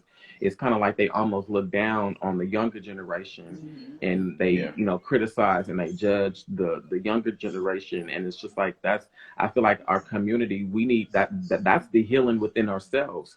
That's the healing that needs to start, is that we need unity first. We can sit here and talk about how we need this and how we need that, but with all the hate and the animosity that we're going through, and I'm not saying this to be negative or to be disrespectful or of any of that sort, because I love my community, but at the same time, we need healing within our community. We need healing on how to handle certain situations. We need more love. We need more peace. We need more unity within our community. We need to be there for one another. I feel like with Black women, I feel like you guys are more receptive to one another. I feel like you guys kind of have each other's backs for one another. And I feel like the same way for Black women and for Black men. But I feel like with Black men, especially with the older Black men and the younger Black men, it just comes across as this territorial, jealous, envious, bravado. Like even like when I'm at work and I'm helping like older Black gentlemen, it just comes across as like, it's like, oh, like they don't say it per se, but I can kind of feel the energy. Like it's just kind of like, like, and it's like I ain't even did nothing to him. I ain't did nothing. It just comes across as territorial, and I think that's part of the reason why Black men are having such a hard time confiding in one another, is because we're so busy judging and criticizing and being territorial instead of being like, what, brother, I don't feel good. Can you help me out? Can you pray for me? It's like, it's just like, what you mean pray for you? Better suck it up. Like that's the kind of vibe that I get, especially from older Black men. It's like I can't this disconnect between me and older Black men. I don't know what it is. I don't know if older Black men have sunk into a low space or a sunken space to the point where they can't help the younger generation, but that's just kind of how I feel when it comes to our community. I feel like there's a lot of like, I don't know what word to use right now, but they feel like we have it so easy. They feel like we have it so easy, and that we're so like coddled and like, oh, you guys, like, please, the stuff we went through. And it's like, but it's the same. But I feel like even though it's a different time, we have new, different challenges than what they experienced. But when you compare the both of them, it's really the same. It's just different times. We have iPhones and they did, It's just different. That's what it is. It's like a different time zone. That's all. That's the only thing that's different. But the challenges are still there. Like I still have the same challenges that you may have faced 20, 30, 40 years ago. It's just, it may not be as blatant. It may not be as in your face, but I still have the same challenges. Like I there, with everything going up, and you got to have work 2 and 3 jobs just to make it and survive it. You may have been able to live off of one job and may be able to provide for one house, but I can't do that. That's a challenge that I can't, that I have, that you were able to be successful at. But it's still the challenges and the struggle is still the same. It's just a different time zone to me. Yeah, no, and I don't want to say that it's a California thing, but it just feels like I don't know where, like, Al, where do you live? Imani, where do you guys live? I don't remember. I'm in Montgomery, Alabama. I'm in Vegas. Alabama. So, and where do you live, Imani? I'm in Vegas. I'm from Detroit, but I live in Vegas. But it's like, I feel like when I go to the South, the unity is like so much different than it is in California. Like Black people are rude to other Black people. There's for no reason. Black people will walk past each other. I'm trying to smile. I'm getting mugged. And like, won't speak. What you mug? I'm like, me mugging you, right? Yeah, I ain't even did nothing to you. Well, when I lived in LA, I was definitely invisible. As a Black woman, I was definitely invisible. That's why I went to grad school. Very snobby. I don't know what's up. It was a different thing. Vegas is different because it's so many transplants, and I mean my circle is like this big here intentionally, and I've been here for 5 years. Because I was still healing, and now that I'm better, I'm very protective of my space and whom I allow into it. You have to be. But it's just, That's I don't know why there's such a disconnect. Like this territorial jealous. But then I'm like, when I spent a lot of time, because my last relationship was long distance, so I spent a lot of time in Georgia. And I'm just like, man, the black people, like, even going to Walmart is a different experience. They like, hey, how you doing? Like, welcome to Walmart. Yeah. Can I help you? Like, people are just in the aisle and they speaking to me and they just like waving for no reason. I'm like, here, it's like everybody's like, ew, I don't care if you're black too. Like, fuck you, I'm better than you. And why is that? Right. That's another like issue. I lived in Marietta for a minute. No, I lived in Smyrna. I worked in Marietta just for a minute. I had to leave Michigan after that second marriage, that abusive one. Because somebody was gonna die, or somebody else was gonna be in prison. Because I was like, I'll leave until the divorce is final. That makes sense. Because he was also a stalker. So I do have a page called "Sex on the Table: Decoding Black Sexual Politics," which is kind of what we're talking about right here with this, how we're treating one another, why we're acting that way. And I would say that part of it is because we have not had a collective village conversation since emancipation.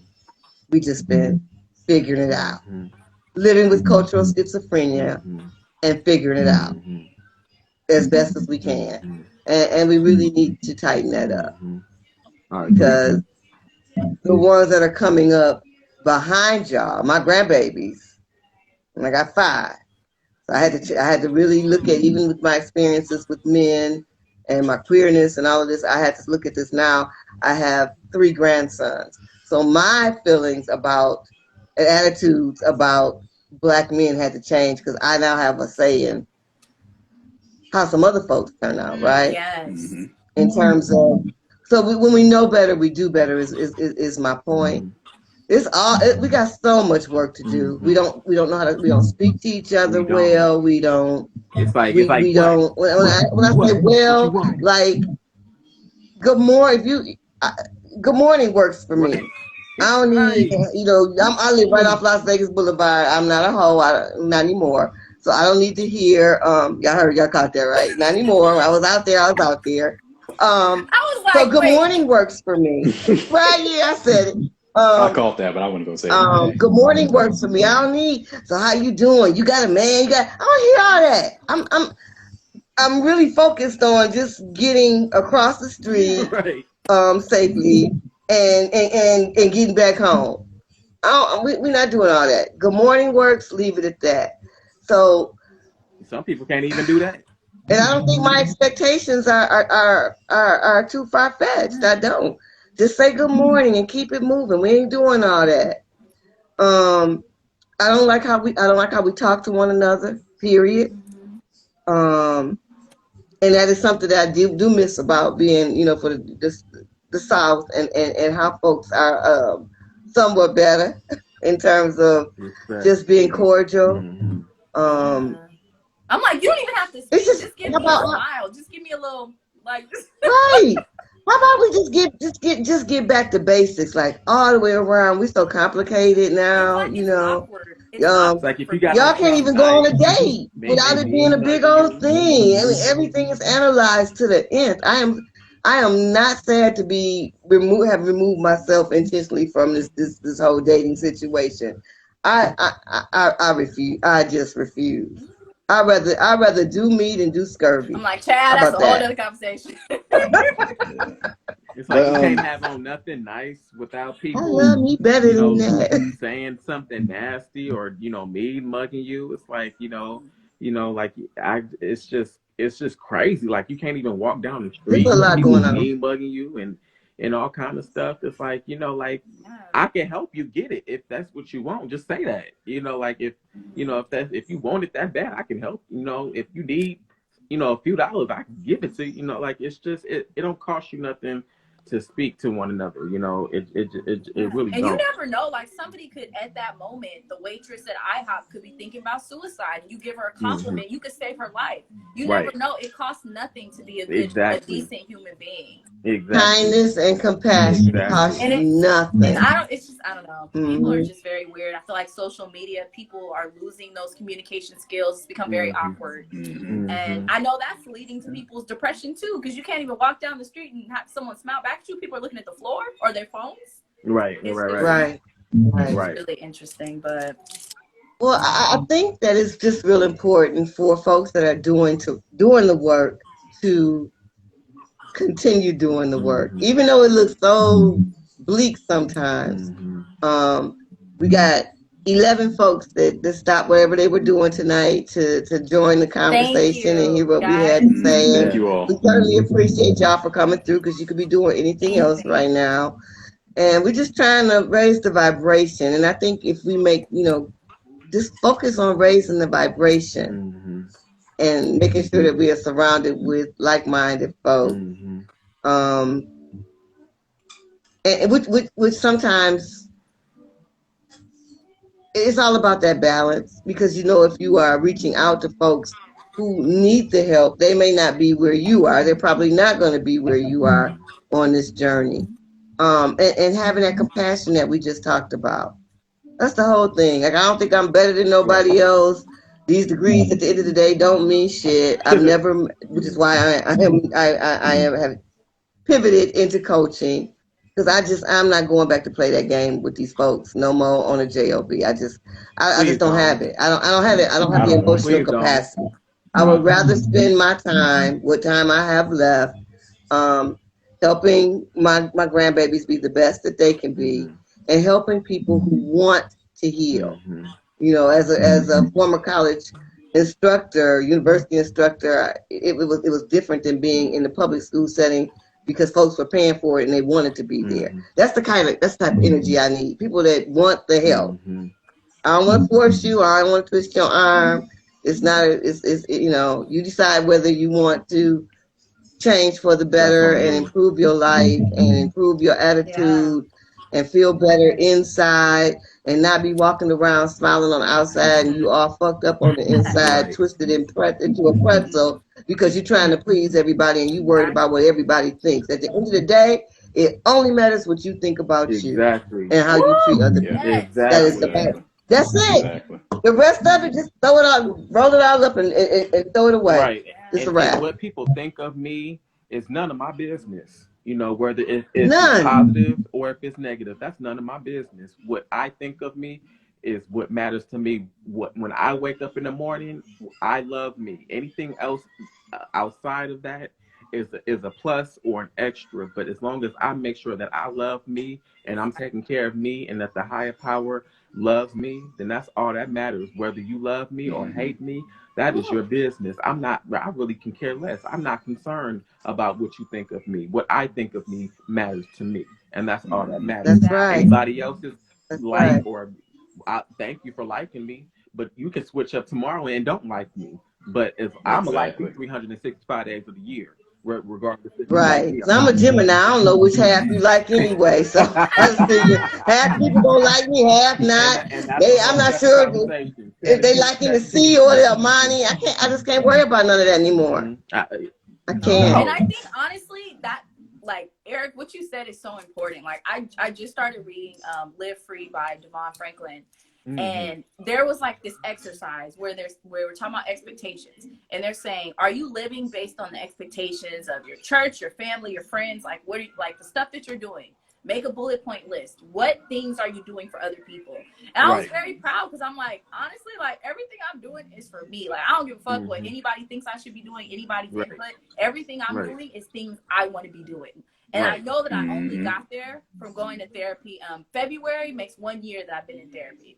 Wow! And Congratulations! Thank you. Happy anniversary! Happy just by anniversary. That's what's up. And I just feel so. I don't know if selfish is the right word, but it's like I'm not doing nothing. You're not being selfish. I'm not doing nothing. You're not, I don't want to do. and it's okay It's to be self-care. selfish when it's for your personal emotional well-being. That's when you're supposed to be selfish Right. as fuck. Right. Because I You used hear me? to, I definitely Unapologetically used so. to overextend myself to please others. Allowing, oh, I'm so tired, but I have to go. I have to please this person. Oh, they want me there. No, I'm not going. I'm tired. I'm sad. And 9 I'm times out of exhausted. 10, they don't do the same for you. Exactly. Yeah, and Exactly. I realized that nobody was overextending themselves for me, but I'm over here exhausted, trying to make every birthday event, trying to make every hangout. Exactly. Now, no. What are you doing tonight? At home?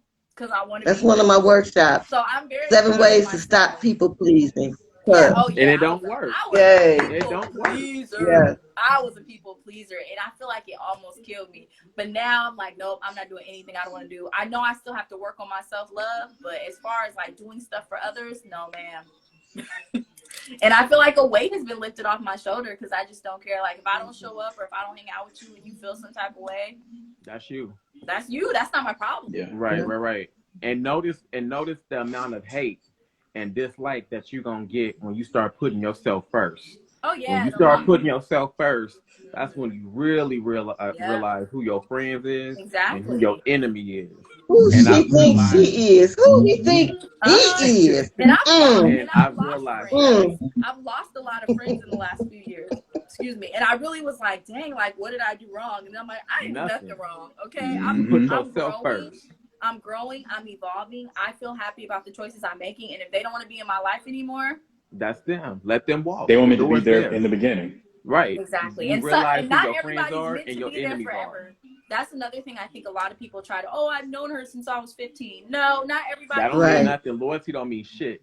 Loyalty don't mean a goddamn thing. People will switch. You will know a person for 5 years, 5, 10, 15 years, and they'll switch up on you in a heartbeat. Yeah. People are fake as hell, and that's why I don't live for nobody. I don't live for nobody. I don't live for you. I don't live for nobody. I live for the higher power. He brought me here. He brought me through situations where, and honestly, I should have been dead.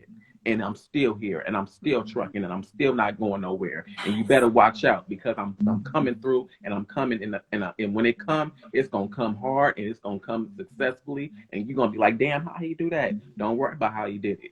Worry about yourself. Yes. Oh my God. Exactly. Y'all are giving me life. Y'all are giving me life. I love it. And I may sign your autograph when I get there. But I don't like nobody, so you get no autograph. Exactly. I may do you a favor. I'm not doing you that. That part. You'll be thankful if you can get a picture of me, let alone anything else. Be thankful that you knew me, pretty much. If you post it on social media.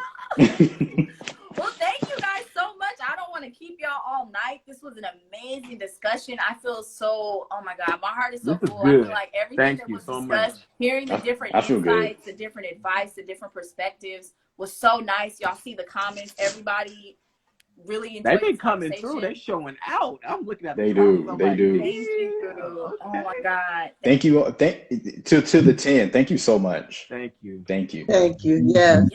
Thank you. And the crazy thing about it is that I wanted to be on these live because I was like, ooh, depression. I got some stuff to say. But then I was like, no, because I really am not a talker. Like I swear I'm not. But then when the situation happened, but we have to step in, I was we like, have to. Okay. We have to talk about it, and that's the part of the problem, especially in the Black community. We do not talk about depression. We do not talk about mental health. It's starting to get better over the years, but beforehand, like especially for I'm a '90s baby, so like we didn't talk. That wasn't something that we talked about, like therapy. I think I mentioned like therapy, like maybe one time. I had a parent who was in prison. I definitely should have went to therapy for that, but it was like. It was like, oh, just keep on moving, and we have to talk about it. We have to especially for the new generation, we got to let them know that it's okay to talk about it. Don't keep it bottled inside, because that's when Satan really comes and you going through this? Oh, well, you ain't got that brand new car, or you ain't got that brand new apartment. You should just end it all right now. That's what Satan wants you to do. That's what he in your, that when you down and depressed and not feeling it, that's when he in your ear talking about all these negative things. No, don't give him that satisfaction. Talk about it. it's gonna be some. I promise you, it's one person on the planet that's gonna listen. If you can't find nobody, hit me up on That's right. Instagram. I'll listen to you. You know, that's all I do. I That's listen to right. you. And please tell them, don't just talk, don't just pray about it.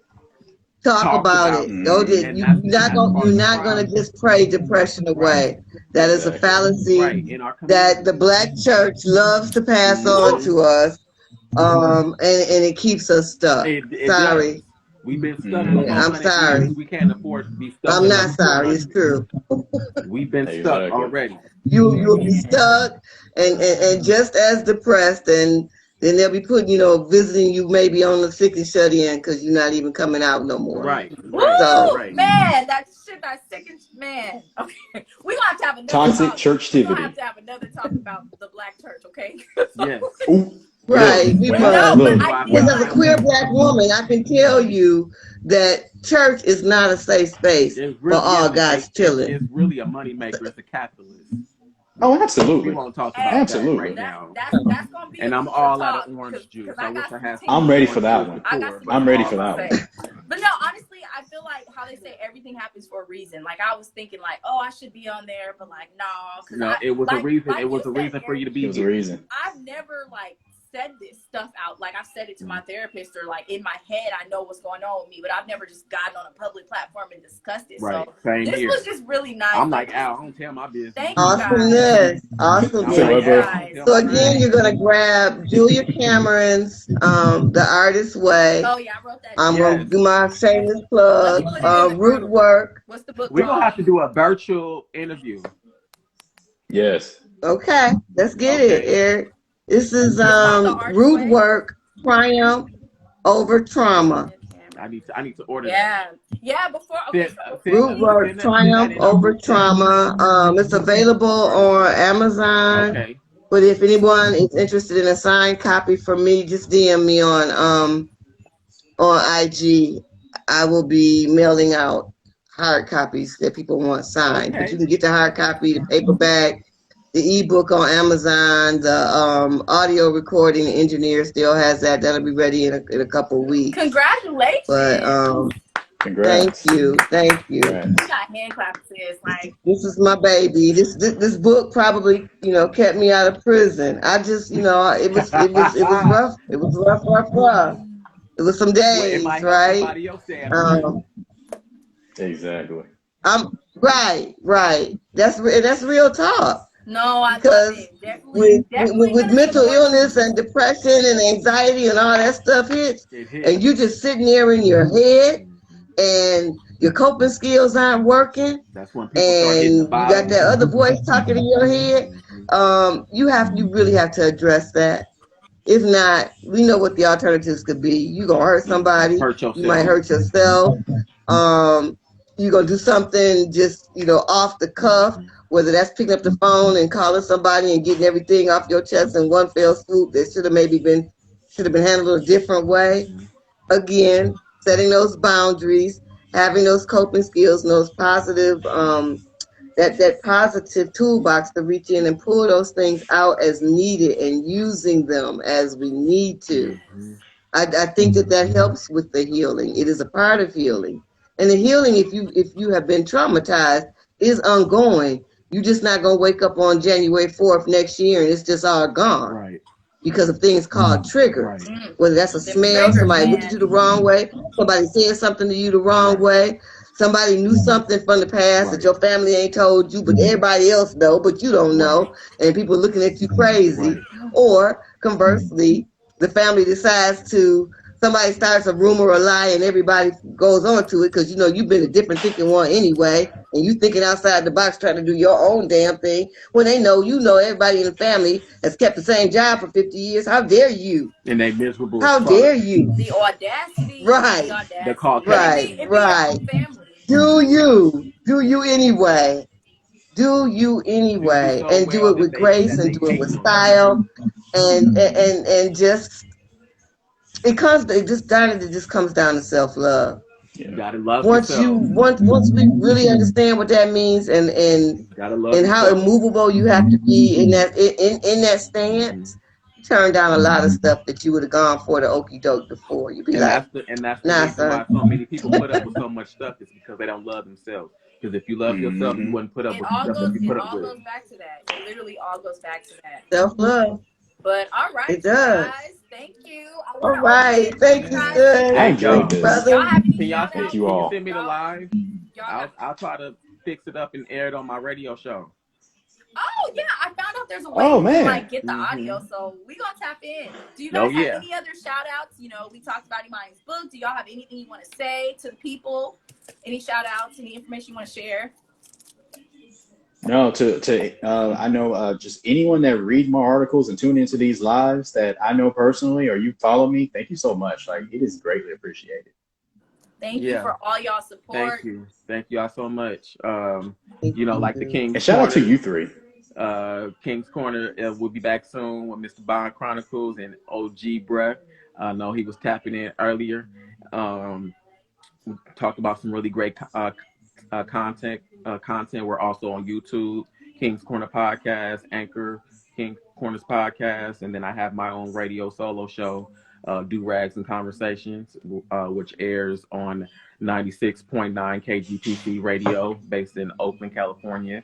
And actually, my newest episode, Reclaiming My Education. I'm talking to two young adults about the educational system and how it's Come flawed. on. Come on, And so that'll be part 2 will be premiering on January 6th, Thursday, January 6th at 4 p.m. So make sure to check that out. And yeah, just thank y'all for tapping in. Hopefully we can have another part 2 to this conversation. This was very therapeutic and very healing for me, you know, because I didn't know how I was going to, you know, react, because, you know, it's still something that, you know, talking about that particular moment in my life is still something that's still kind of touchy. So, you know, just being able to get it out. And thank you, Michaela and Imani, for this wonderful platform, you know, to get our voice heard and to you know, get some healing. We need some healing, and hopefully this is the first step to get to that healing. So thank y'all so much. And thank y'all to Al and Imani. Y'all are so dope. I'll enjoy talking to y'all. Thank you. Yes. Thank you. Thank you. To talk to y'all, like, for guys, real. the Yes. best. Again, this Thank is you. QMC Live, the collective. I'm Michaela, a co-founder of Queen Media Collective. Shout out to my other founder, Imani. She's in this live right now. She is the best. We have blogs on queenmediacollective.com, so make sure you follow us. Blogs. We have 2 podcasts, a web series called Reckless Behavior that is loosely based on my life as a struggling millennial. So yeah, just Really tap good. in. We Check got it out. YouTube, It is. Twitter. It There's is. 2 seasons of Reckless Behavior, the series. Mm-hmm. So make sure you follow that page, and just really love y'all and appreciate y'all. Thank you. And stay in peace, not pieces. You said what? I said stay in peace, not pieces. Oh my God. You guys have a good night. In Thank you peace. so much. Peace. Amen. And Thank you. Bye. Bye. Good night. Bye-bye. Good night.